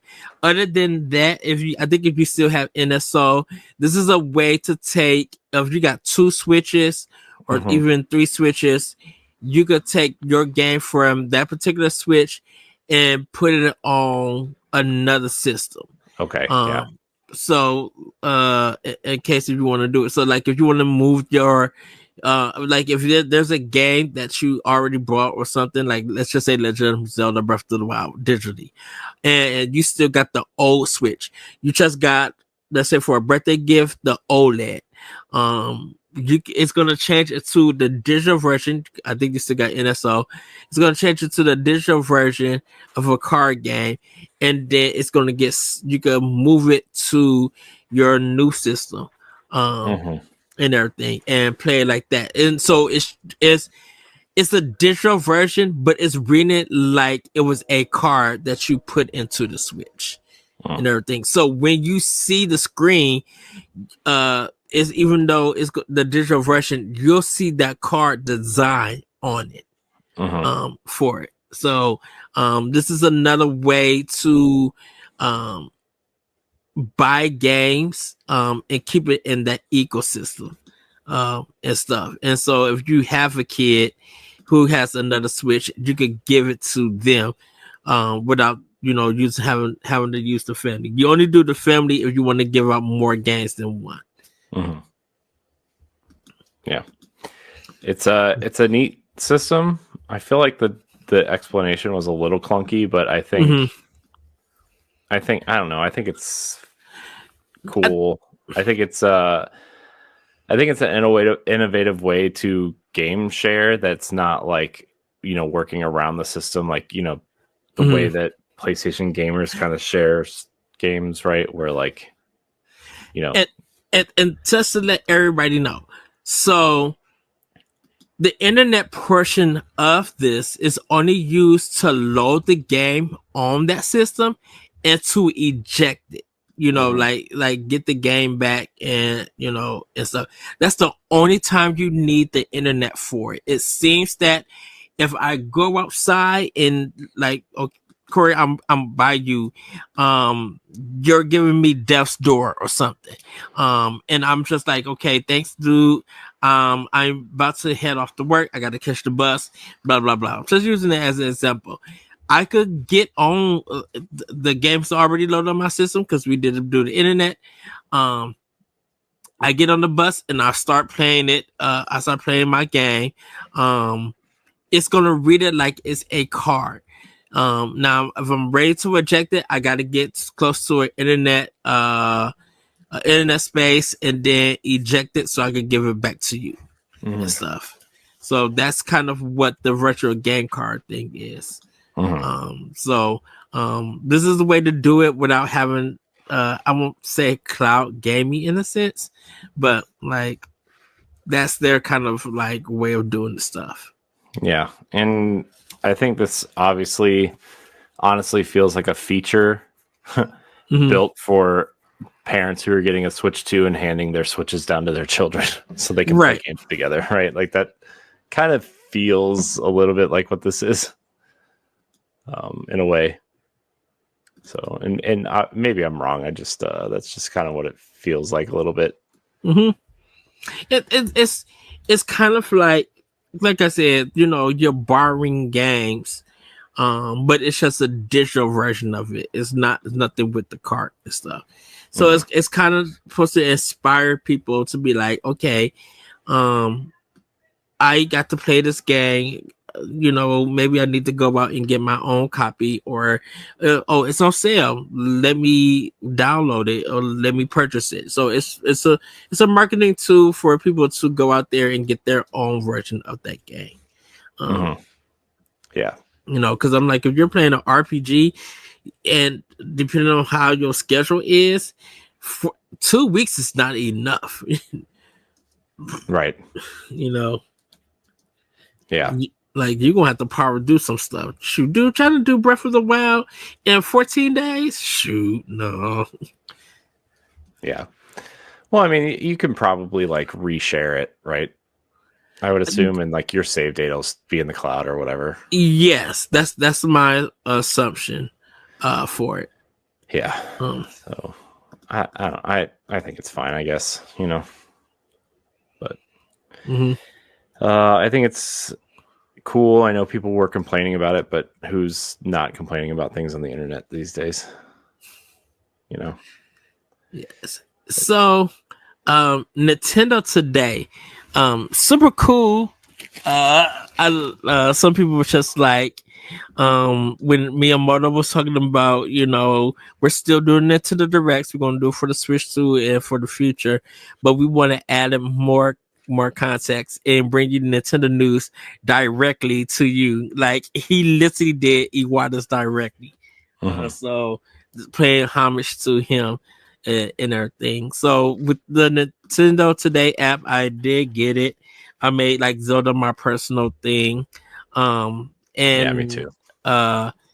We'll talk about it later on in the news, but I think this is a great way, definitely for us, Corey, like, and for Boss Rush, for writers and stuff, to get this news directly from them, so we can report on it or do a better with it, and everything, so they don't really have to like hop on Twitter or whatever to be like, hey, this is an announcement that we're making. Whatever game that you choose, that's your mainstay, you'll get that news. And then it's gonna be it looks like it's gonna be comments and quizzes and stuff like that. So it looks like kind of a fun thing. I know when we did that episode of Nintendo doing their own like social media app, in the sense, this is a good example of what they could use. Well, this is just another one of those things that they could add into it, right? Like, yeah. Okay, so not to go into that conversation again, but like, you can share your screenshots, do posts, whatever of, and you follow your friends on your friends list. You can follow your friends on your friends list, obviously, I think. But then like you automatically follow Nintendo Today and they just post the news of the things that you're interested in, and that could be another aspect. That could just be one more aspect of it. So yeah. Cool. It's a cool thing. I'm into it. It's funny because it also seems to see which games you've played recently, because it sent me a whole bunch of Fire Emblem Engage art today. And I think this would be a good thing, definitely for Xbox. And I'm bringing up Xbox in this because they already have their app that's connected to the Xbox system. Yeah, they've already tried to make it a social media app at some point too, right? Because you could follow people, you could post messages, you could create groups, right? Like, Right. And so with like South of Midnight, like their next first party game, like they could be dropping news like this. Right. And also be like, hey, guess what? You guys watching the Nintendo Direct? Did you see High on Life? It's available for PC. It's coming to Nintendo Switch, and if you guys want to play it now, you can play it here on Series X through Game Pass, or if you want to buy it, here's go to the app and check out the store, and everything. Like Microsoft could keep doing the same thing. And then what I love, they were talking about the widgets, and so I have a calendar on my phone that shows the day and stuff. Like Xbox could do the same thing. It'd be cool for Xbox to do the same thing. Like even like with the wallpapers that's on Series X. Like maybe they'd be like, hey, we're gonna give you additional wallpapers from our games that you can put on your phone also. Like Xbox could learn from this or do something like this and benefit from it. Yeah. I agree. I think, not just Xbox, but I think maybe even, I think the platform holders at least could benefit from this. Yes. Maybe not everybody, right? But I think PlayStation could also use something like this, which I think they were thinking about doing with that PlayStation Stars program, right? That they were doing for a little bit. I don't know if it's still going, but like, they were talking about doing a separate app for that, which you could post things or, I don't know. It was a weird thing, which I don't even know if that's still going or not, to be honest. But hey, look who's in the chat. We know those people. Hey, shout out to all the Spycap. Great episode, everybody. Please go listen to WASD and Beyond. They had an amazing topic. I love the chat. Nick and Brody, shout out to you guys. That was so good. I'm sorry, Corey, interrupting. But Shocking. But they talked about wokeness and gaming, and man, it was such a good discussion. I had to tweet out to be like, I'm listening to them talking, and I'm pointing my finger, and be like, that's right, that's right, that's right. So shout out to the Smart Camp crew, and to Beyond WASD. Everybody, please go listen to them, follow them on Spotify, give them guys some love, and join their Discord. Great community of people there. Love those guys. So now I'm lost. I don't know what we're doing now. Which I still got to reach out to Nick and Brody about Wednesday. Be like, can you guys give me like a 15-minute quip or something? Come from a PC viewpoint of the Nintendo Switch 2 Direct. Ask them what they think about a mouse. Nintendo's going to revolutionize the mouse. Shoot, I wouldn't be surprised if you could connect that mouse to the PC. That'd kind of be cool. I mean, you can already connect Joy-Cons to the PC, so I would think you would be able to do Wait, that. you can? Yeah. When? For years now. I thought it was only the Pro Controller. You can connect the Joy-Cons too. Oh, I did not know that. Catch up, Ed. Come on. Hey, learning is half the battle, G.I. Joe. Wow. On that note. On top of the wait, what was the other thing we were going to talk about before we moved on? We did Nintendo today, and we talked about the virtual game card. All right, virtual game cards. All right, yeah. So on top of the Nintendo Today app, though, there was another app that some people noticed during the presentation called My Nintendo, leading to the speculation that there will be another new app for mobile devices. They could have possibly put it there for illustrative service purposes, but it seems that they have teased another app for My Nintendo, and I wonder if that's going to roll out at the Switch 2 presentation, because obviously they took away the Gold Points program, and people are kind of wanting to know what's going to replace that, if anything is, and so I bet that app, if it exists, will be revealed there, in my opinion. So what would you think about a My Nintendo app? It wouldn't surprise me, because Nintendo said they're staying in the mobile space. Doesn't necessarily mean games, right? So I wouldn't be surprised. What it would do, though, that would be very interesting. Or where they go? I mean, you could probably talk about, I mean, you could do your My Nintendo stuff in there, right? I mean, that seems. I actually would love to buy games. Like, we were talking about how to acquire games and stuff, and like I mentioned the red box kind of thing, if they could do it. If they allowed you to buy games on the phone, heck yeah. And then just like, okay, we see that you got the Nintendo account, you NSO or whatever, you're buying the game. We're gonna have the game ready for you, ready to go. It's already in the digital game card. Bam.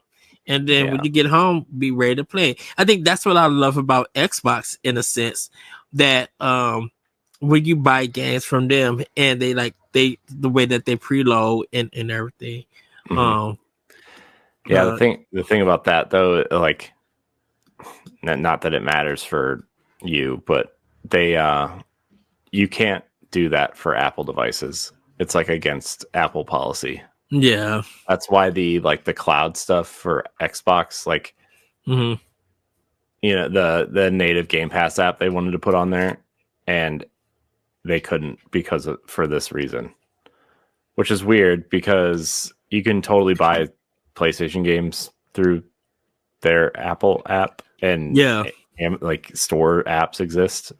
So I don't know how that works, but I don't know. That was like the big reason that Xbox couldn't put Game Pass on.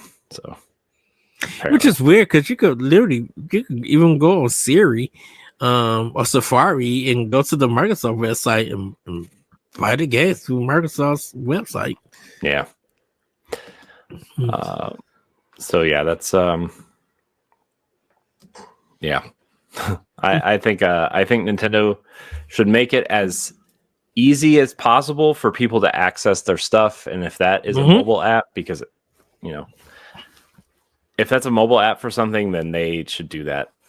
Personally, I think they should just make a Nintendo app, right? A proper Nintendo app that has all this stuff in it. Yeah. But it might be easier for them just to do it all separately, and that way people can kind of pick and choose what they want. A la carte.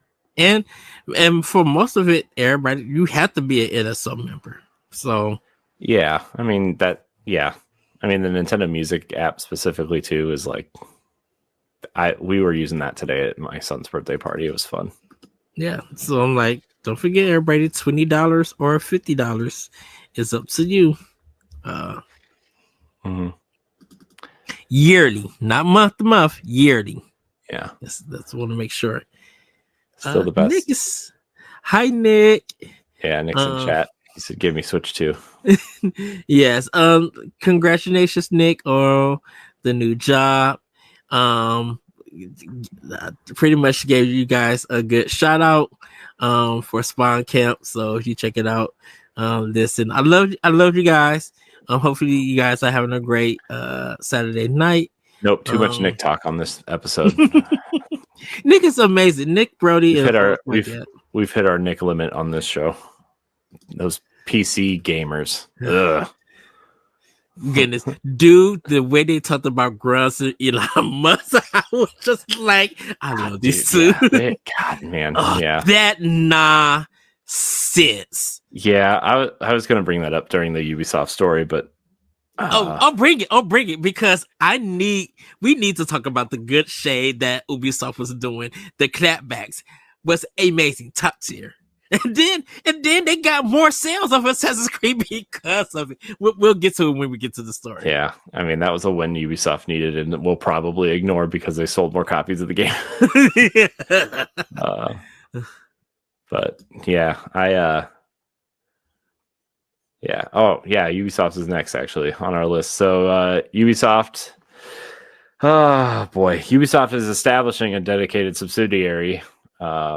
Speaking of, for its Assassin's Creed, Far Cry, and Tom Clancy franchises, specifically Rainbow Six, under that umbrella, with Tencent, who is investing 1.16 billion euros into a minority stake, which is roughly 25% of the company. Valued at approximately $4 billion, this new entity aims to develop these brands into evergreen multi-platform ecosystems by enhancing narrative experiences. This is all from the press release, by the way. Narrative experiences, expanding multiplayer content, introducing free-to-play elements, and integrating social features. The subsidiary will encompass development teams from Montreal, Quebec, Sherbrooke, Saguenay, Barcelona, and Sofia. Ubisoft CEO Yves Gaumont stated that this move will strengthen the company's balance sheet and foster long-term growth for these franchises. Tencent's president, Martin Lau, expressed confidence in the potential of these brands to evolve into enduring game platforms. That's the one thing about Assassin's Creed Shadows, is that it definitely turned into a Call of Duty style kind of timeline thing. Yeah. So that's interesting because like it has like this timeline on the side bar, and like it's like, which game do you want to play? And then it says Valhalla, and like it has them in timeline order. Yeah. And so far, it's just the kind of the last. It's Origins, Odyssey, Valhalla, Mirage, and Shadows are in this kind of timeline thing. But I think their entire idea is to integrate the older games in there as well. Because I know Black Flag's being remade, and I think they're going to put the remasters in there at some point too. So it's Assassin's Creed 1 to 3, Black Flag. Well, 3 isn't on there, or 1 isn't on there because it's not available on modern platforms. It is through Xbox backwards compatibility. No, I'm just talking about the games that they have to add. So it's the Ezio trilogy, 3, 4, Rogue, Syndicate, and Unity.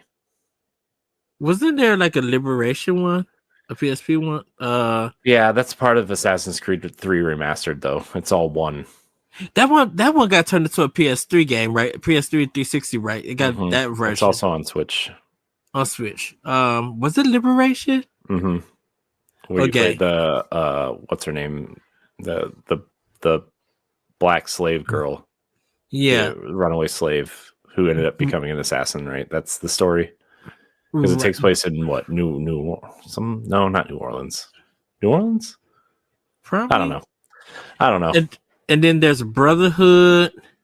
Yeah, that's part of the Ezio collection. It's two Brotherhood and Revelations are all the Ezio collection. Revelations, okay, yeah. Revelations was the third one. Yeah, and then there's the American collection, which is 3 and Liberation, and then there's the Rebellion collection, which is Black Flag and Rogue. Mm-hmm. So those are the 3 collections available on Switch. And then Origins is first, right? Well, then it's Unity, and then it's Syndicate. It's Unity. Okay, Unity, Syndicate, Origins, Odyssey, Valhalla, Mirage, Shadows. Okay. Man, there are a lot of Assassin's Creed games. Right, and I know there was a mobile one too, but there was that PSP one that was Assassin's Creed Bloodlines. There was those side-scrolling games, the Chronicles games, which was Russia, China, and India. I think were the 3. Mm-hmm. Which the Russia one is actually really interesting because it takes place during it's the kind of like the historical fictional version of the Anastasia storyline or historical event, and like that's really interesting. So yes, but the grubs, Elon Musk of the Assassin's Creed shade, that was just so good. Man, the clapbacks from the Assassin's Creed thing was funny. Is that what the person you paid to play your Pepper X out suit? I was just like, dang. It did. The big shade was the grubs when he said something. They were just like, yeah, we got a game out. Where your stuff at? Man, I was just like, ooh. Man, Grums is I don't know, man. He's something. You know, he's a lawyer in like real life. Oh, really? Yeah. I thought he used to be a developer or something. He's a lawyer. He went to law school, and he like. Oh my gosh, what a loser! Sorry. Yeah, he worked at Blizzard stuff, but it was just like I think what made it's not really drama or anything, but what made all of this good is that people like Grumps and Elon Musk and all of those people who been talking all of this stuff about diversity in games and stuff, they're doing their best to make their voice louder. And okay, so you get some interactions. You're trying to get these devs to interact with you and everything. But like, what made the Assassin's Creed one good is that they were smart about it. They were smart and sassy about it, and was just like, okay, we know stuff about y'all. Like, we could do it in a way that's sassy yet respectable, and we'll get more of the viewers and agreements from people from what we said. That alone may lead up to marketing and more sales for this game, which it did. Yeah. What a man. It's just like, I mean, this is what I was talking about earlier, though, right? It's like, why can't people just be normal? Why can't people be normal? Just who cares? I think with Twitter, I think with some people they need the engagement because they want to make money off of it and everything. These folks most of the people engaging in this stuff in the comments and stuff aren't verified and can't monetize. True, very true. So them doing all of this like really don't serve no purpose and everything. We already know that you're going to say something about, or not you, but like we know there's going to be negative viewpoints and opinions and comments and stuff. If you already don't plan on getting the game, none of that is valid. Don't nobody care. And so, and they don't want that stuff on their timeline and everything because it's draining, it's boring, and it's overplayed. It's not benefiting nobody. You're not going to give them money, and guess what? Just because you say something, it's not going to ruin my fun because I'm going to post and talk about a game that I love playing if I'm getting a joy for it. And what's going to make you upset is, or make them upset is that more people are having fun with it, more people are enjoying it, and your voice of opinion is becoming littler to it dies. Because once people start responding to Grumps and Elon Musk and all of the folks like that, they're going to do everything in their power to even speak louder, but still no response. So they're putting energy into a void of nothingness. Mm-hmm. Yeah, it's crazy, man. Nick says he had a breast milk scandal. Look it up. I don't want to look it up. I'm scared of what will pop up if I look those words up together.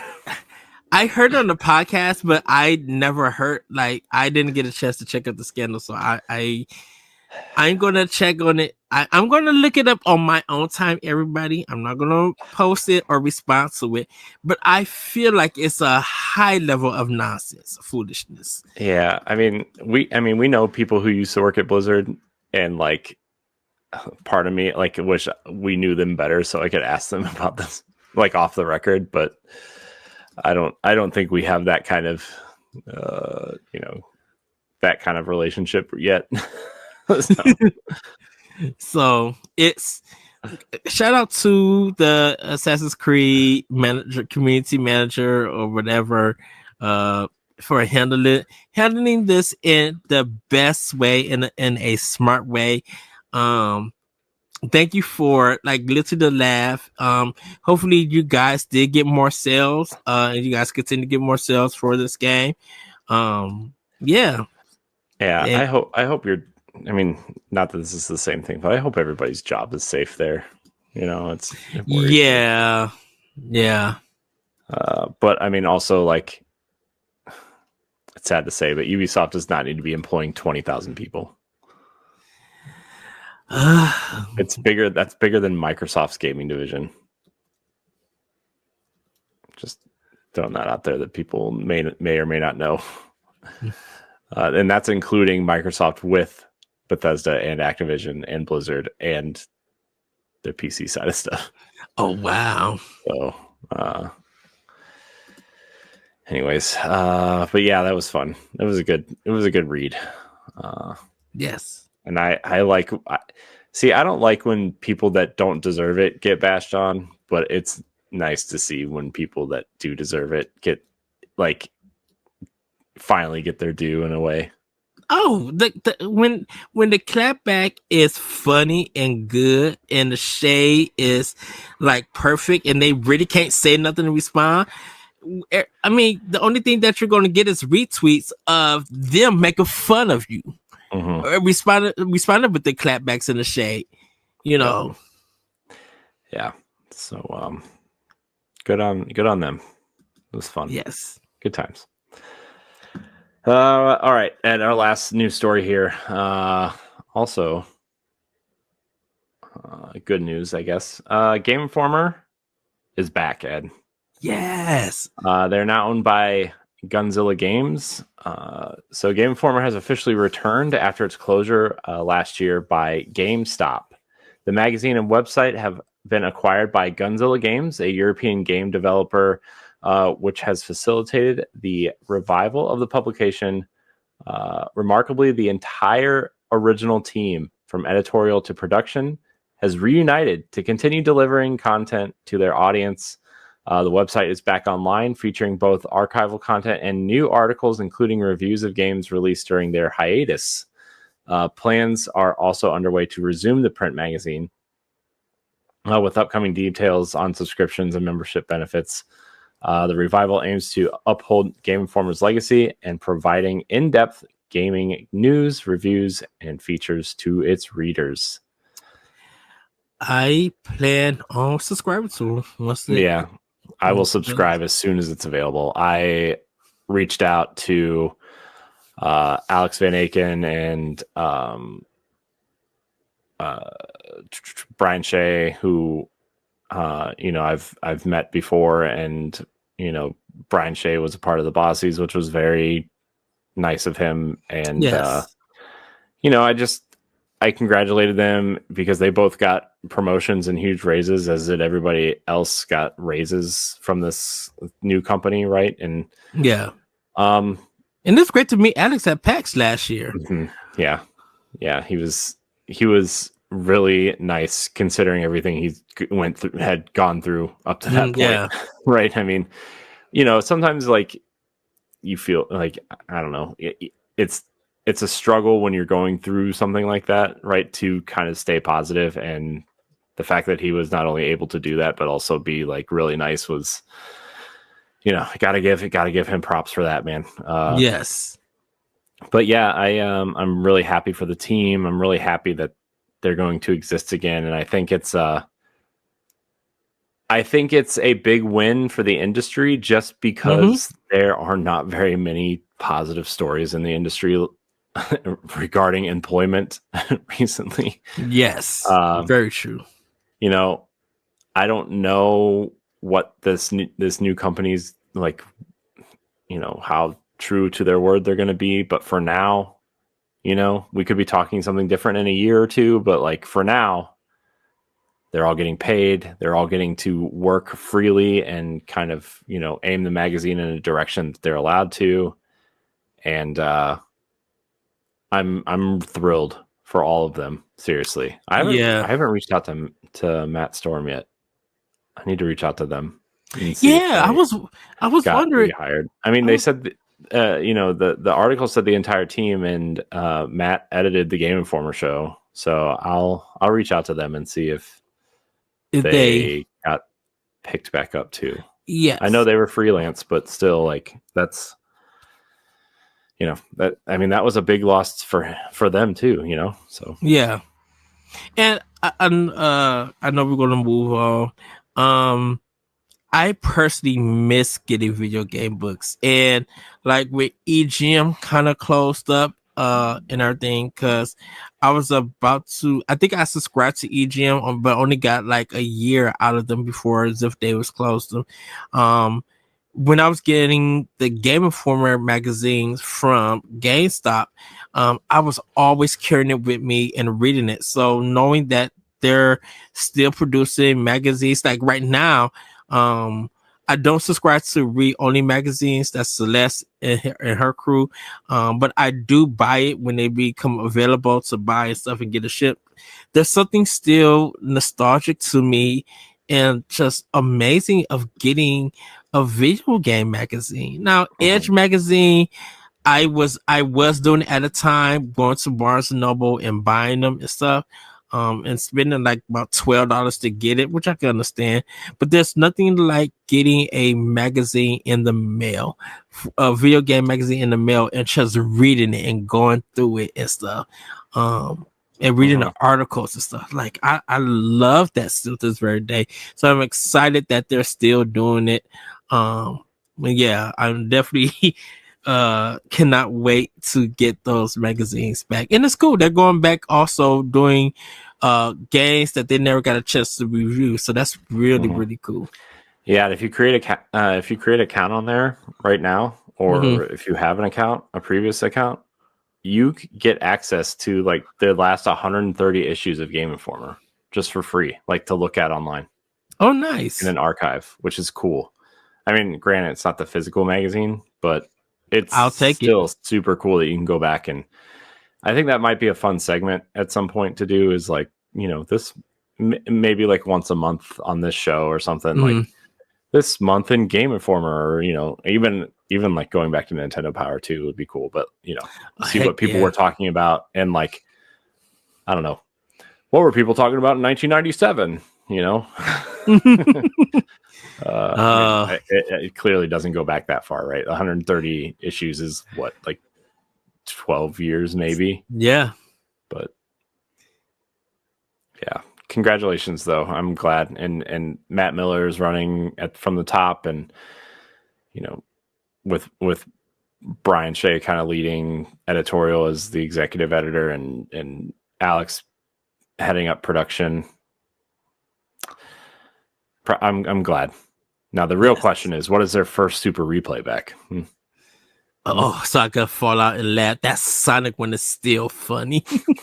That's Sonic 2006 one. Oh, that is still hilarious. Yeah, it's funny because like this story came to my attention literally when we ended recording last week, because I turned on the TV and I went to YouTube, and there was a short that was uploaded like 4 hours before I turned on my TV, and it said continue, and it was on the Game Informer channel.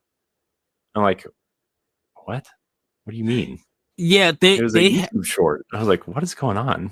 They had posted, they were just like, we got an announcement on this day.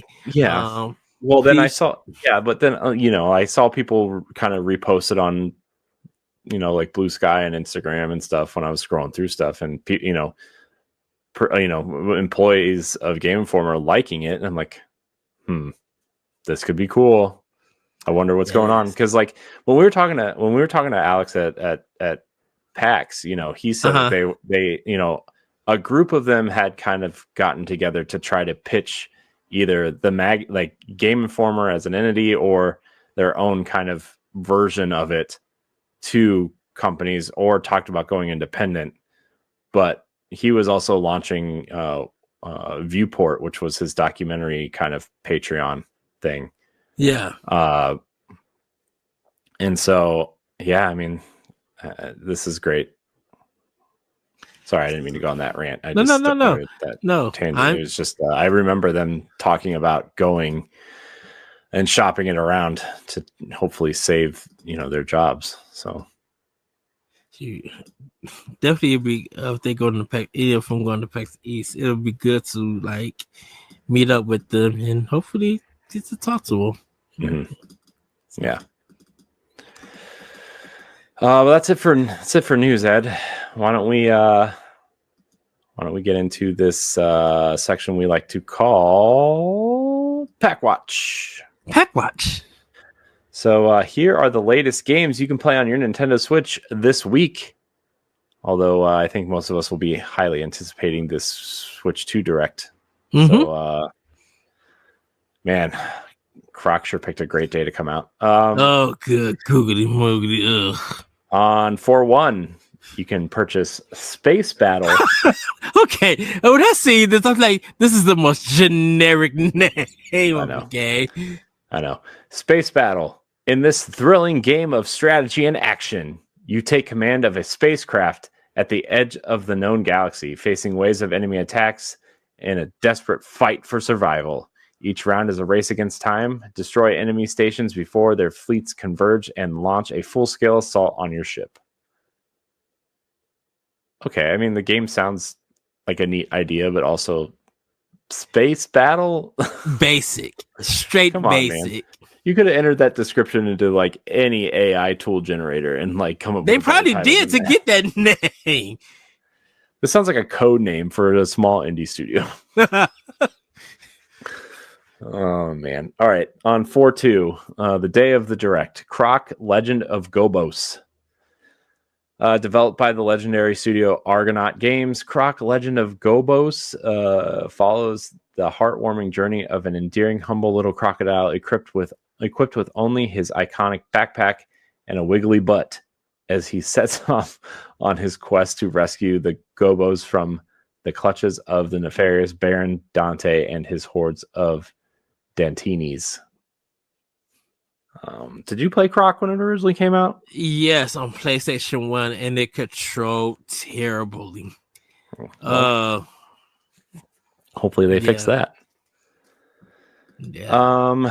And then last but not least, the Renovator Origins is coming out on 4/4, which it's already out on PC. But the Renovator Origins is a first-person psychological horror game. Explore the mysterious world of art, where each exhibit contains the mysteries and secrets of its era and its creator. The game will immerse you in the past and another world that is behind the paintings. Okay, so they put Resident Evil and Mario 64. Okay, cool, neat. Yeah, no, I'm just kidding. That's I'm sure someone will like it. I'm just not into horror games, so yeah. All right, Ed. Nintendo Switch Online. No new games this week, but we did get the Nintendo Today app, so I guess that's your update for Nintendo Switch Online. Pretty much. I mean, they've been adding a lot lately, so I think it's probably full steam ahead on Switch 2 at the moment. I know the one thing. I'm sorry, everybody. We didn't mention the Legend of Zelda movie being March 26, 2027. Oh yeah, I didn't mean to put that in here, but I'm like, it's known now. Everybody's been right now. People are just like, who would they cast and stuff. I say Ganondorf could be Dave Bautista. What I think I was joking around. So, no, we need Dave Bautista in the Gears of War movie that's being developed. Oh yeah. They need to get moving on that if they want to use him as like a younger Marcus, because he's thin right now. He lost a lot of weight. I'm just like, Marcus was beefy, so but you can hide that in armor, right? Yeah, and I'm sure if he's been campaigning for that role for a while, and I'm sure he would. He would kill it. He has the voice and the look for it, so I can say that. I'm also sure he would like put on some weight to play that role, right? Yeah. I mean, I put Andrew Garfield as Link. Yikes! He's like in his 40s now. He looks young. I was just like, okay, yeah. But yeah, so just a quick mention for that. It's cool that how Nintendo did it, giving you a good idea of announcing it and everything, and then doing the video to be like, this is the kind of things that you guys would get in the Nintendo Today app. So that's kind of cool. Can't wait till I read some of the comics and stuff. Very, very excited. So. Yeah. All right. So this last part here, Ed, we have question block. Question block. We are going to. Sorry, I was looking for the banner, and that's why it took me a minute to say that. Remember, if you would like your question or comment or thought read on the show, you can send it in either on Discord or look for the thread on either Blue Sky or Twitter or Patreon or any of these places. So get them in, and if you're watching our live show, you can get them in during the live show. Yes. All right, we have a couple questions in Discord. I did not put them on the doc because I was running late, and so yeah, there it is. Okay. Our first question comes from our friend and editor-in-chief, David Lasby. Are we ... ever ... getting another Mario baseball game? So I think we will. I think with Nintendo teaming up once again with the Seattle Mariners, I think we have a chance to get something for Switch 2. I know it probably wasn't in the plans, and I know they had all of their sports games and stuff with it. If we do get that Mario game, like Mario Sluggers 2, I think it would probably be something that they may want to do maybe next year for Switch 2. The time frame is going to be weird because like it would be a game that they could put out next summer, which I would think would be cool, while MLB The Show take over their regular baseball season. So I think there is a possibility of us getting a Sluggers 2 for next year. You're very optimistic, Ed. I think Mario Sluggers might be there with sitting there with Earthbound and F-Zero waiting on their sequel. No, I actually don't. I'm just kidding. I actually think it's probably more likely than we did get Mario Strikers and we got Mario Golf and Tennis again this gen, right? Like I was actually shocked that we didn't get baseball, but we didn't. And That's the shock we didn't get Arms 2. And I know how people feel, but Arms 2 did. I mean, Arms did sell well, and man, I think the only games that got sequels for their platform that wasn't a re-release or anything was Xenoblade 2 and 3, Splatoon 2 and 3, and not Pikmin, because they only needed 4. There was another game, just in Breath of the Wild with Tears of the Kingdom and Breath of the Wild. Yeah, for but Zelda. I mean, you could also argue that was a cross-gen game. I can understand. But you would think that Tears of the Kingdom would come to Switch too, because there's normally a Zelda, there will only be like one major Zelda game per platform. Besides like 3DS and stuff. I mean, we did get 8 Zelda games this pretty gen, much. So. Pretty much. I mean, a lot of them were remakes or remasters or spin-offs, but I mean, you got Breath of the Wild and Tears of the Kingdom, Link's Awakening, Echoes of Wisdom, Hyrule Warriors Definitive Edition and Age of Calamity, Cadence of Hyrule, Skyward Sword HD. There's a lot. Yeah. Then I know everybody's waiting for Twilight and when, So we shall see. That'd be something that they'll open up the Summer Direct with. You'll be like, you hear them, and they'll be like, oh, here go Wind Waker HD with new textures. Be like, ooh, yeah. I still think one of those is coming this year. I refuse to believe that they won't put those out on modern platforms, but especially Wind Waker. Twilight Princess, I could see a little bit less than because it's been out 3 times already. Shoot, I could see them cleaning Twilight Princess up even more on Switch. Somebody mentioned a Twilight Princess remake and sequel online, like that they wanted that. Not that they were rumored that was coming, but like that they wanted that. I'm like, I've been wanting a sequel to Twilight Princess for years. But you said that, Corey. Twilight Princess with the Guerrilla Games engine that looked like Horizon Zero Dawn. Oh yeah, I would love that. That would be amazing. Or or the Wii U The demo. Wii U tech demo would be awesome too. I'll take that too. I'll be like, Nancy, here's $70 right Dude, now. I'm just saying, if anybody who is into graphics saw that tech demo, like everybody would be jealous. Like anybody who likes graphics would be jealous of the way that game looked and the lighting and I don't know, man. I mean, I know it was only a tech demo, but geez, it looked good.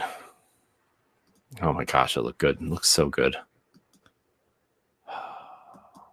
Rip tech demo. Rip Wii U. Good little console that tried so hard. And got so far, but in the end, doesn't even matter. All right. Our next and final question comes from Stephanie Klimov, our friend from around. We'll see her in 2 months. Yes. Questions. Is announcing the Zelda movie date via Nintendo today, only one day after the app was launched, a means for Nintendo to minimize leaks? No, not really. No, I think Nintendo is experimenting with social media stuff, honestly. Yeah, and plus, no one was been thinking about the Zelda movie until they announced it, which is weird. I just seen the post that Sonic 4 comes 2 days. Is 2 days out or a day out before Zelda, so it's just like that week we're eating good.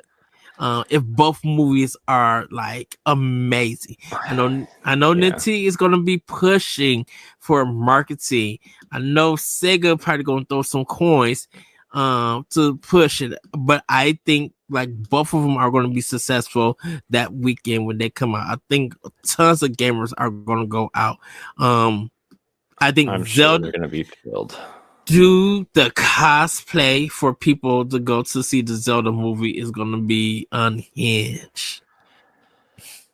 Yeah, it's gonna be something. And you got to think about it. The week that they're releasing it is probably once again spring break for a lot of people. So coin for both Sonic and Zelda. Mm-hmm. Yeah, I don't care about Nintendo. I don't care about either movie. I'm gonna be honest. Zelda's a video game. I'll play the video games. I'll watch it when it comes to streaming at some point, maybe. But you know, here's the thing: I'll watch it to cover it for the show, but I'm not gonna like.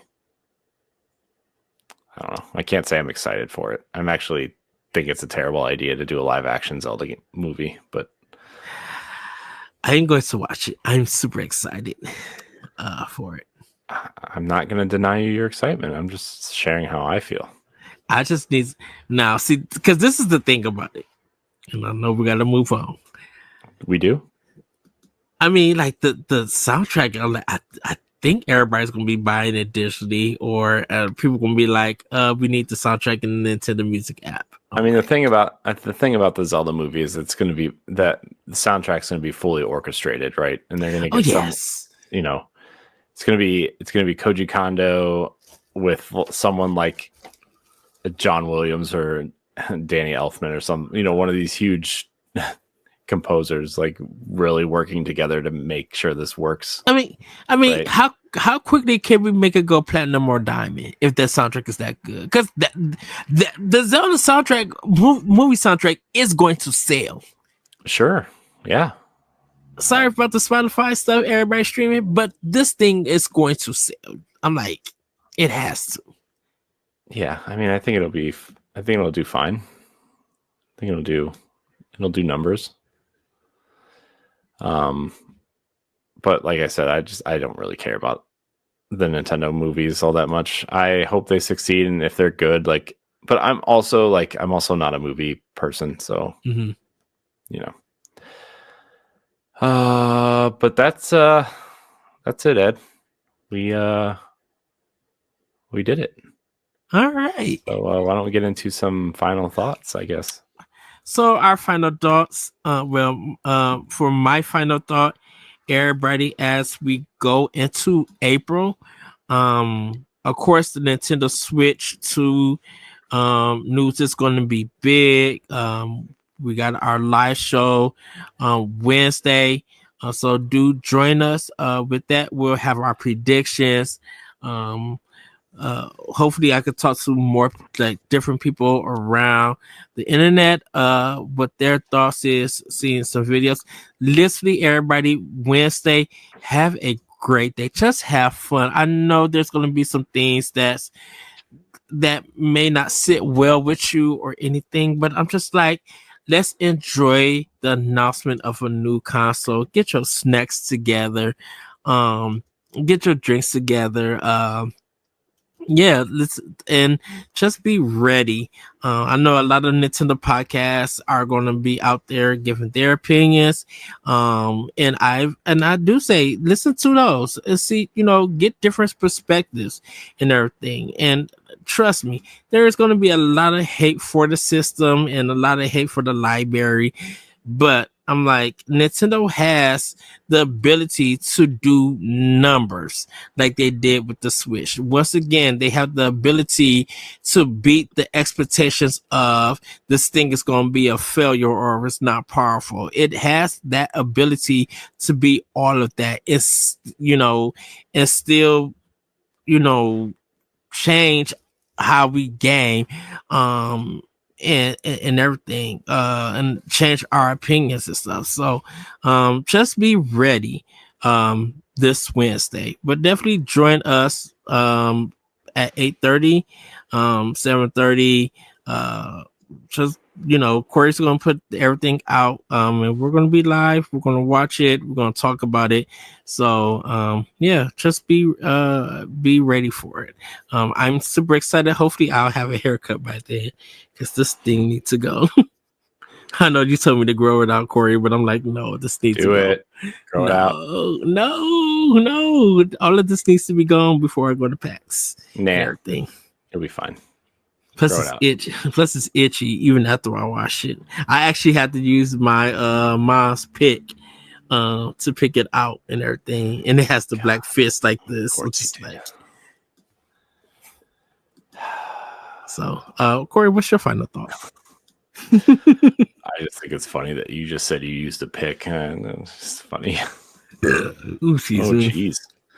I mean, I'm excited for a new console launch because this is only the second time we've ever done this, right? Yes. As a unit. So I'm just really excited to see how much it costs, when it's coming out, if I can get a pre-order in, because that's the thing, right? Like, I want to make sure we get at least one of us has it at launch so we can cover it. Yes. And so I will do what I must to get that. I have heard that the pre-orders are going to go live on that day. I've heard that they go live on the 9th. So I don't know. We'll see, but we'll definitely be covering it as it more information comes out. So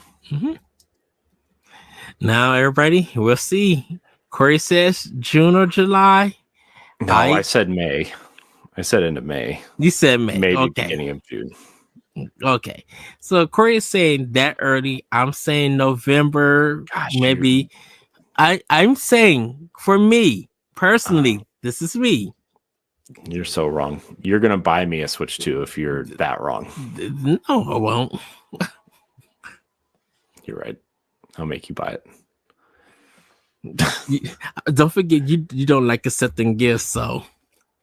And then I buy you look, and then I buy you something like Halo, not Halo. I buy you something Destiny related, or I'd be like, I gotta get Corey something that packs. You're like, oh, what will he like? Oh, he would like this. That's I only accept Switch 2s as gifts now. the console and the accessories. Nope, just the console. Only the console. No, but yeah. I only accept. All right, Corey, you ready to head on out? Yeah, I'm dying here, man. like I said, I was up till like 3:00 last night working, and I don't know. Good thing we have an expansion pass in the bag already, because I don't know if I could last for one. You do that. I feel you on that. Well, thank you for watching or listening to this episode of Nintendo Pow Block. Remember, you can find new episodes of this podcast every Monday morning on YouTube podcast services as part of our free Patreon content and on our website at bossrush.net. If you enjoyed the discussion on today's episode, leave the video a like or a good rating on your podcast app. If you subscribe to our Patreon, you gain ad-free access, early access to Expansion Pass and Book Club, and exclusive access to Power Block 1-Up. Thank you so much for watching and or listening. Have a great week. Have a great weekend. We'll see you guys Wednesday, hopefully, for the Nintendo Direct. Everybody, we love you, and we'll see you soon. Goodbye. And we'll see you next time on Nintendo Pow Block. Bye, everybody. Woohoo! Like, I got really confused on that. I was trying to end it. Bye, everybody. Were you? If you want to see how you can become a Patreon producer, head on over to patreon.com/BossRushNetwork. The Patreon producers for this month are Adriel Munger, Austin Campbell, Celeste Roberts, Christian S., Sana Dirrig, Francisco Santillan, Matthew Keel, and Todd Oxtra. Thanks for your continued support of the Boss Rush Network.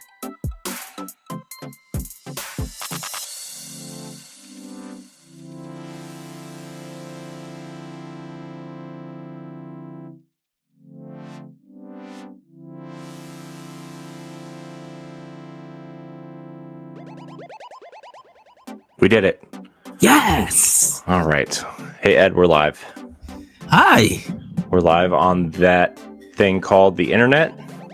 The internets. The web. Yeah. The web.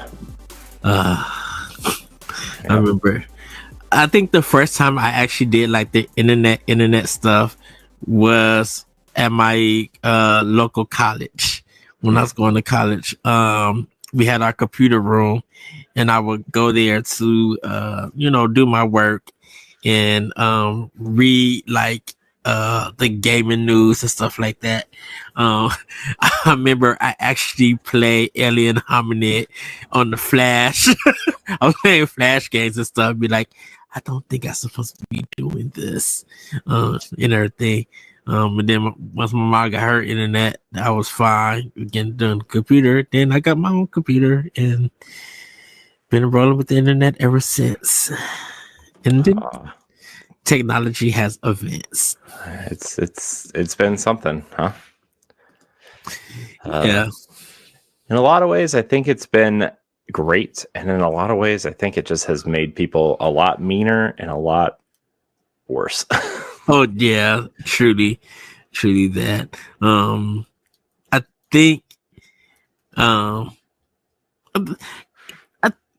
think there are good things about the web, about the internet. Oh yeah, of course there are. And I know there are terrible things, and sometimes I think that's that individual or that community who want terrible stuff.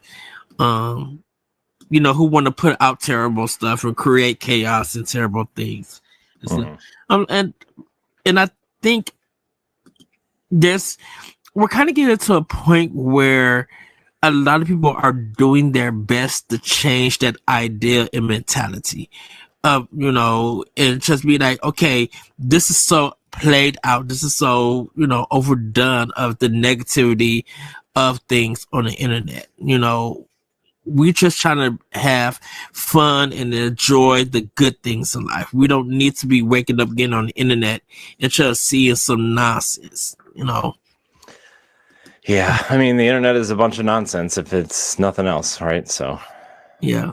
But I'm like, when there is good that comes out of it and people have fun, I think it's amazing. I think it makes a good time to interact. In that sense. Yeah, it's just I mean, I would be lying if I didn't say I didn't enjoy the internet, because I do in a lot of different ways. And I mean, all of my best friends are on the internet, right? So that's something, but also like it's just this whole world has just been divided, I think, by the internet, and everything is absolute, and everything is it's a lot, man. It's a lot. Yeah. But I think if we continue to try to make it better, I think that's the most thing that we could, and for right now, try and hope for that we can make it better.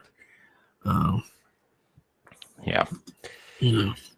Because I was wondering, I'm just like, what would happen if the internet was gone? Like, how many jobs would be lost? What would happen if the internet was gone? Yeah, just like how many jobs would be lost? I mean, mine would. My whole job is the internet. That's true. You know, I mean, seriously. Like people, kind of depend on the internet for a lot of information, and skill training and learning, and just to have that all taken away, like how would the world even function in a sense? Not saying that computers are going away and electricity is going away. It's just the internet itself. Like there's no more connection or anything like that. Yeah, it's crazy, man. It's things are just yeah, I don't know. It's I don't know, man. It's just a lot. Okay. So I'm just sorry. I'm sharing our fun on different sites and stuff. Well, yeah. So everybody's looking at Xbox Next Console. It may have Steam, the app on it and stuff, and some people think it's trying to go in a more PC route. But I always felt like the Xbox was close to a PC even when the first Xbox came out. Something about it just felt like a PC gaming console. Yeah, I mean, it's called the Xbox because of DirectX, which is a PC thing, right? So, yeah, it's the Xbox has always been. I mean, you look at the broadband adapter in the original Xbox. You look at the Xbox Live and the way that store was set up, right? Yeah. And, just the way Xbox functions and its integration into PC, obviously now with, it's, yeah, I mean, Xbox has always been closer to PC than I think people thought. And, even us for a while, right? Like it's just, that's Microsoft in a box, and I just think all these acquisitions and the way they need to make money now and the way that they need to kind of diversify, right? Yes. Has made that more clear than ever. And I'm kind of sad that Xbox is like a boxes will probably go away sooner than later, right? Like as we know it. Like I'm sure there'll always be an Xbox, right? But yeah, it's gonna be some sort of user friendly PC and it's gonna, I think once they figure out how to integrate your Xbox library onto the PC store and into the PC space, right? Yes. That's when it's going to be over, because they spent so much work. They spent so much money and work on backwards compatibility on the Xbox, right? That they don't want to waste that tech and that money. And because if you take that away, that's just a waste of money, right? You're right. If they move over to this PC thing, but also part of me wonders, at least first party stuff from that generation, right? Like a Gears collection that's been rumored or a Fable collection that's rumored, right? Getting those onto modern platforms and onto Game Pass, right, might alleviate that pain a little bit. Yeah. But it just depends on your third party, how invested are you in third party, which, we'll talk about later, but I just got 2 third party games on Xbox because, one of them super popular and one of them I was super interested in, and I was actually debating on whether or not I should get them on Xbox at this point, but I did because I like the platform much better than the PlayStation platform. So, right, I haven't got my Pro yet, so a lot of my bigger third-party games is going to be on Xbox, and I think I choose more. It's going to be weird when I get my PlayStation 5 Pro and play games on that controller. I kind of want to get definitely a good feel of the controller. I know games like Astrobot felt good in my hands. I definitely want to have my Pro when Ghost of Yotai comes out, because I want to play that and see how that feels in my hands. Xbox, that controller, with some pretty much a little bit more refinement, it's just like I think my hands got adapted to it ever since Xbox One, and playing games on it. I think that's why like Destiny 2 is so popular for me on Xbox. It just really feels good on my hands, and my my wrists and stuff don't hurt that much. With it, like even when I play my Nintendo games, like using the Pro controller, that's always comfortable. So I'm like, yeah, when it comes to like bigger third party games, for right now, I definitely do choose Xbox for it. And I think for me personally, like I tell people, it's been a big jump because I didn't like the 360 in that controller. That system, it's like you and the Wii, Corey. The Xbox 360 and me don't get along. But Series X has been like wonderful systems, just great systems of playing games on them. And like PlayStation 4 is okay, but I don't like the design. I actually really like the PlayStation 4 controller. I wish like you could use the DualShock 4 on the PlayStation 5, because I would be way more likely to play it. I couldn't. Well, I don't know, something about Destiny 2, that demo hurt my wrist playing. Well, I mean, first person shooters, in my opinion, need to play on the staggered sticks if you're going to play on console. Right? Yeah, that's my opinion. I know people are used to the PlayStation controller, but that's my opinion. So, I don't really care to play first person shooters on the PlayStation controller, which I don't. Right? I mean, I don't play it much over there anyway, but Right, and I would play if there was something exclusive for PlayStation as a first-person shooter. I'll give it a try, but I'm like, when like Wolfenstein, like the 1 and 2 and everything. Like I finished Wolfenstein 2 on PlayStation 4, and I'm just like, okay, it was fine. Man, I played that mug on Xbox One, and I'm like, oh, this feels so. I played it in my Series X, and I'm like, oh my goodness, this feels so much better. Wolfenstein, I'm just like, yeah, I think with first person, I think Microsoft got it right with that controller for first person shooters. Yeah, the staggered sticks is definitely a win, and I think Halo influenced that, right? It's just yeah. I wonder why that is, though. Because like, I don't know. It's weird. I just wonder why that's just the natural way your hands lay on the controller.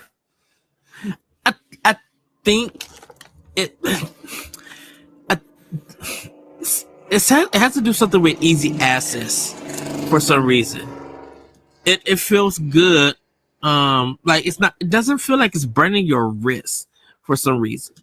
I just think it's like it's easier access because the way that your hand is holding the controller and how you can use your thumbs in order to move around in your right finger to hit the right trigger to shoot and stuff. There's just something getting accustomed to your hand, getting accustomed to it and making it feel comfortable with it. Yeah. Where I think PlayStation, I think they just not saying that they missed the mark, but I'm like, there's something that doesn't feel right that Xbox have. Yeah. So I think it's like a comfort level. Yeah. Well, I wonder if the Switch Pro controllers are going to be backwards compatible. I hope so. I would assume so, right? I mean, I would assume they will be.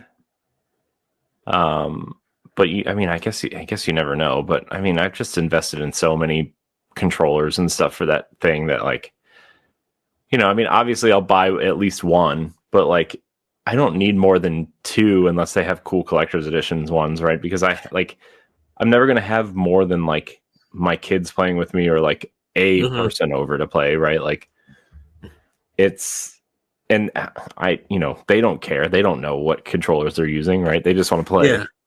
So I don't know. I was thinking a lot about that. I think if they do what Xbox does, like if you got your Xbox One controller and you hit that button and you somehow sync it, you can now use that controller on that system without cutting your old console off on if you got it hooked up. So I think that would be easier. So I think Nintendo hopefully would do the same thing to be like, oh, we recognize this. So it's not on Switch 1 anymore. It's on Switch 2. Now you can just easily play and everything. And I know Nintendo's going to put out some Pro Controller 2s that people probably will go and buy one and everything.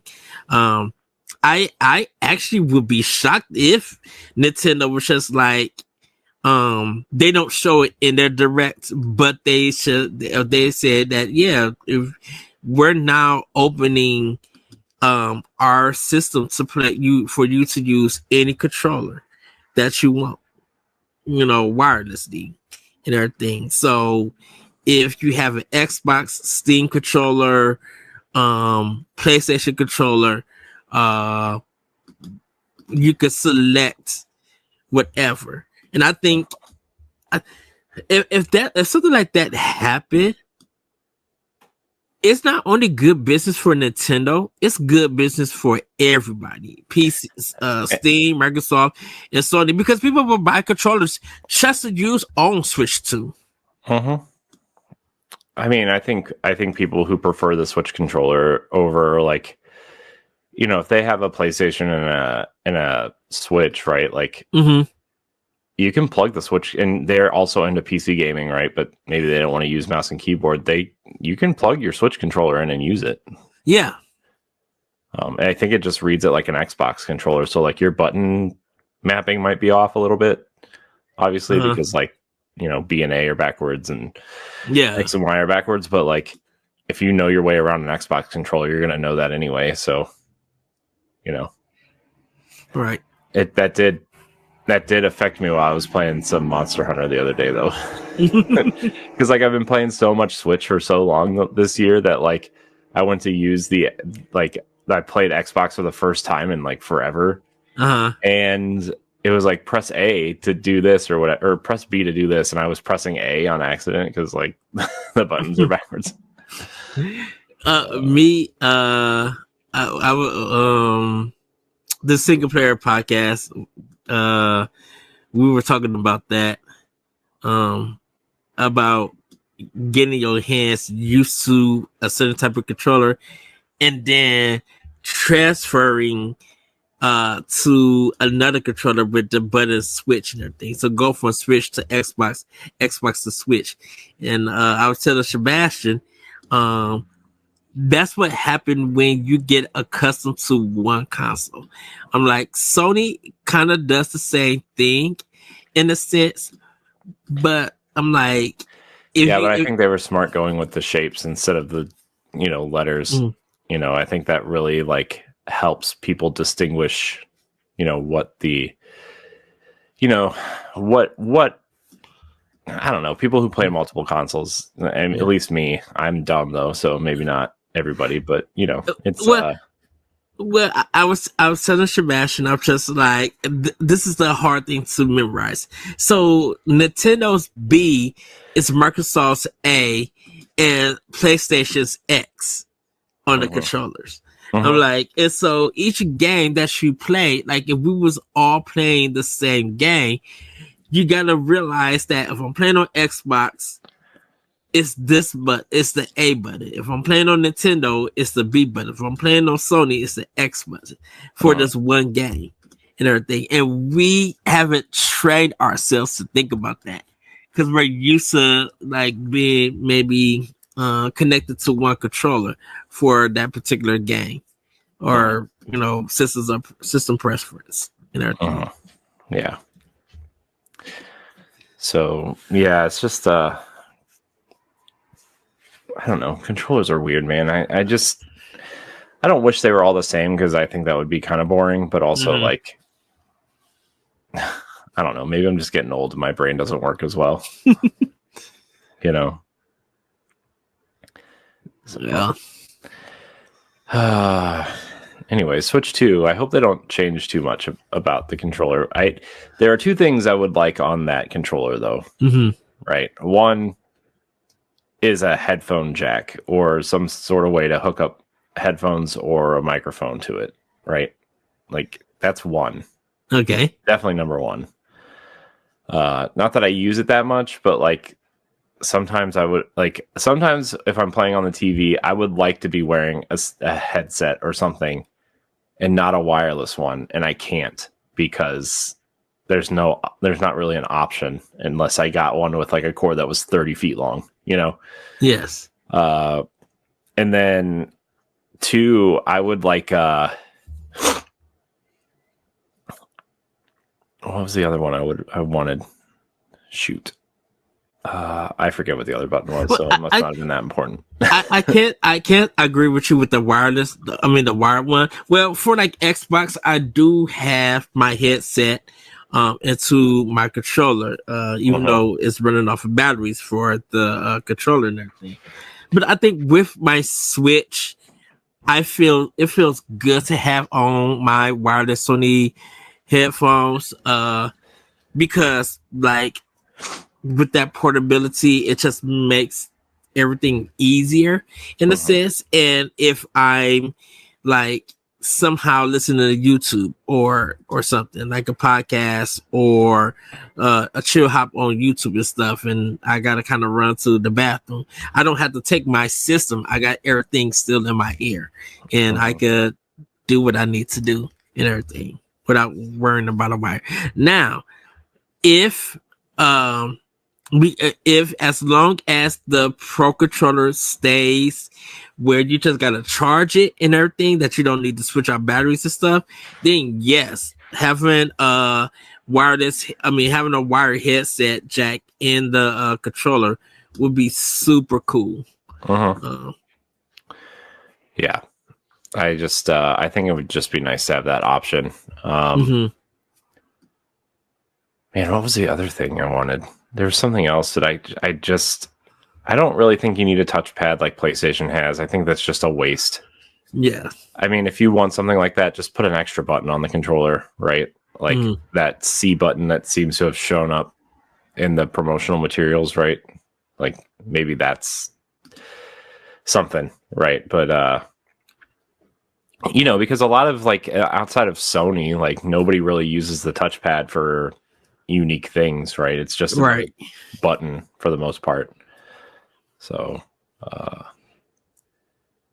mean, even in Destiny, like the PlayStation has less button. The PlayStation 4 had less buttons than the Xbox One controllers, like one less. So they use the touchpad as that extra button.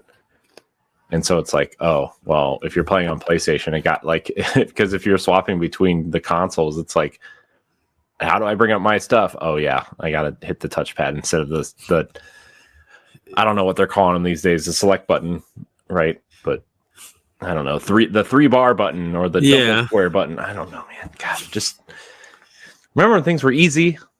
Yes. Start and select, guys. Come on. Man, remember when start and select actually meant select and start. Exactly.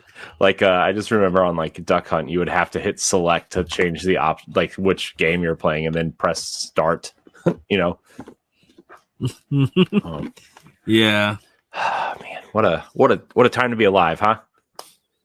Or well, the Sega Master System had none of that. You had to press the start button by hitting 1. Oh yeah, it was 1 or 2. Yeah, the Master System was. I wonder why that didn't take off, huh? Well, it led to the Genesis. So yeah, and they relaunched that thing 3 times. So true, very true. Man, you know what I saw the other day, and I was like, I really wanted to buy it, but like the way used things are, it just I was like, with the Switch 2 coming out and like a bunch of other things happening and coming up, I just couldn't like bring myself to spend that kind of money. But I saw the redesigned Super Nintendo. Ooh. Yeah, and the used game store up by me has had the top loading NES for a while. Oh, nice. It's just really expensive, and I just think the average person has no idea what it is, you know. It was to stop from like blowing and everything. You just put it in like that. Yeah. Weird though, man. The dog bone controller is like definitely the progenitor of the Super Nintendo controller. Yeah, that is true. Man, those when Nintendo would redesign consoles, I was always like fascinated. Well, the redesign stuff for me when it came to Nintendo was like the Game Boys, was the handheld stuff.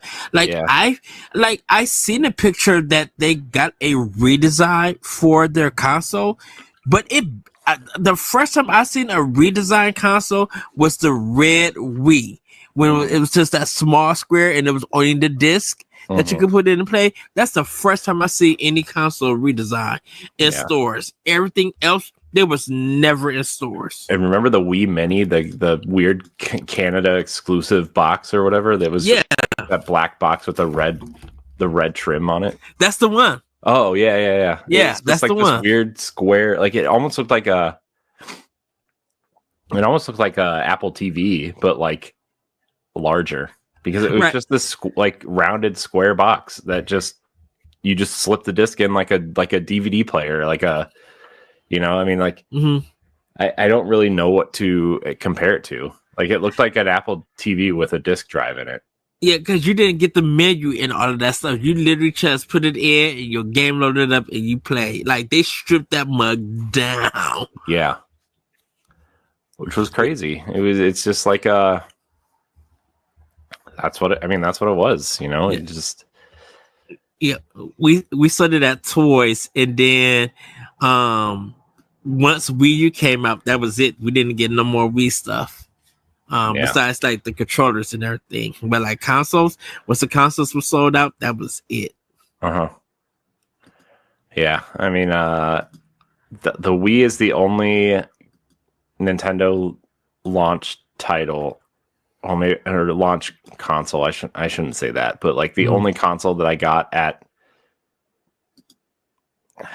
Let me back up. It's the only Nintendo console that I don't have my original one of, is my Wii, and that's because of the you know, when my apartment burned down, like it melted my Wii, so I had to get a new one. So my Wii is the weird Walmart blue, like but it's not backwards compatible with the GameCube. It was that redesign. I was so upset because I didn't really know that existed. Like the Wii that wasn't backwards compatible with the GameCube. Like I had to like look it up. I remember looking it up specifically because like I played a lot of GameCube games on my Wii. That's how I played my GameCube, was my Wii. You know, because I just had it hooked up to play the Wii games, and I was like, well, I'll leave my GameCube at my parents' house in storage until I figure out what I'm doing with my life, and I can just play my GameCube games on my Wii. And then when that happened, it was devastating. Oh no. I was like, oh my gosh, I can't play my GameCube anymore. Except I have my GameCube, so I guess it wasn't really that big of a deal, but it was. I lost my Wii and 3 of my 4 Wavebirds that day. Oh, I know. Everybody's heart just broke. I know. I've had some bad luck with GameCube stuff, man. I had the white Wii, and then I ended up buying the black one because I bought the white one, kept it in the office so my mom and them could play Animal Crossing and Mario Kart and all of that. And then I bought the black one once they released it. I got that. I actually had to send my white one off to get fixed because like it stopped reading the disc. Then it got fixed and it was all good to go. But like when I got my black one, I was all in my room and I was able to game on there and stuff. And then I had to take off my GameCube. Be like, well, GC, it's been a good run. Yeah. It didn't put up my PS3. It was just like Wii PS3 back and forth. I'm like, as much as I don't miss the financial situation I was in back then of like trying to figure out what I was gonna do, you know, like there's something about the way I was playing games back then where it just like felt really like fun and not inconsequential. It made that just because like obviously I wasn't doing podcasts or anything back then, but like I also wasn't paying attention to the stuff online. I just literally played what I thought was interesting and was reading in the magazines and stuff. And then, you know, it just like kind of went into some other games, obviously, but it was, for me, it was like EGM and 1UP. And, you know, being a multi-gamer, because like full on Nintendo. Just full on Nintendo. Like I said, had Sega with my brother and everything. And when I jumped out of from Nintendo, TurboGrafx was a Christmas present. Dreamcast was my first console that I brought out of Nintendo stuff. And everything. Man, the Dreamcast. And I was just playing.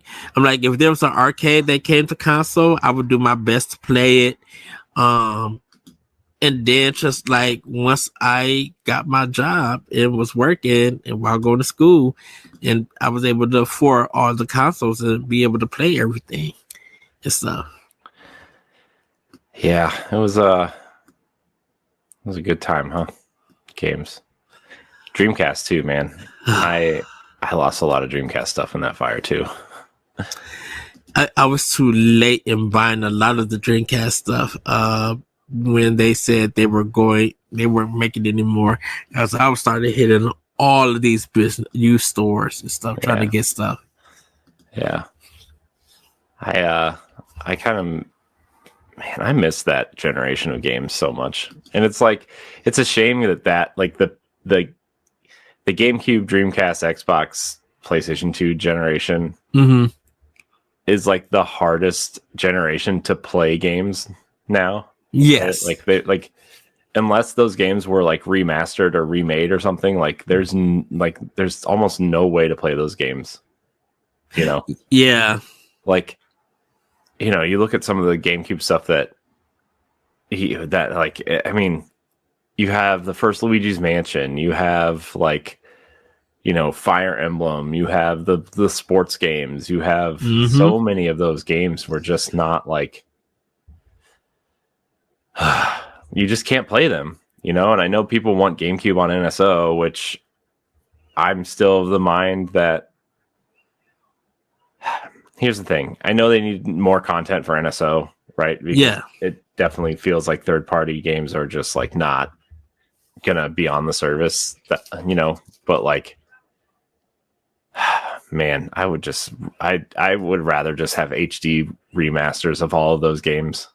Well, like you said, GameCube is the right thing to remaster those games because they look good. They just need some touch up and quality of life things. And when they do that, you'd be like, "Oh, okay, yeah." I mean, I still think I think you look at stuff like Skyward Sword HD or the Wii U Zelda game like remakes, or Thousand Year Door, even the 3DS games that have been remade, like Luigi's Mansion 2, or like they all still look really good. And I know a lot of work went into like the remakes of those games, but like the structure of the games are there. Like it's really like an artist and engineering thing of like making sure the games work like they're supposed to, because like the stories are there. You don't have to create any new characters really or anything, right? Like it's all there. You just have to like touch it up. And I'm not saying that that's easy to do, right? But it's much. I feel like the entire process is much easier because you don't have to like do a lot in pre-pro. You don't have a lot to do in like designing things. It's all there. You just have to like, if you want to redesign something, you have to redesign it within the confines of what that is in the original game, right? So, yes. It's only if you're doing something super drastic like Final Fantasy VII Remake or even the Resident Evil games to an extent, right? Like that's when those get kind of fuzzy, but also like the story structure of Resident Evil 2 is still there. You just build around it. You're right. It's funny how much, even though I'm not in the games industry, like my job, like researching and looking at a bunch of stuff that a lot of game companies actually use. It's actually funny how much I've actually learned about game development in general from my job. Oh, wow. That's nice. That's awesome. Well, because like, I mean, NVIDIA is obviously like a huge company right now, like to watch, and especially in like the artificial intelligence space. And it's kind of like the leading company for video games and consoles. And like AMD obviously is another big one, right? Yeah. But like, even though where I work, we don't deal with the gaming side of that stuff. That technology still exists within the consoles that we play. They just don't present it in that aspect, and it's kind of fascinating to learn about all this stuff. Yeah. So good times, huh? Yes. Well, Corey, how about we roll and get the show going? Yeah, I guess so. I guess we could do that, huh? That's a good post show, I would say.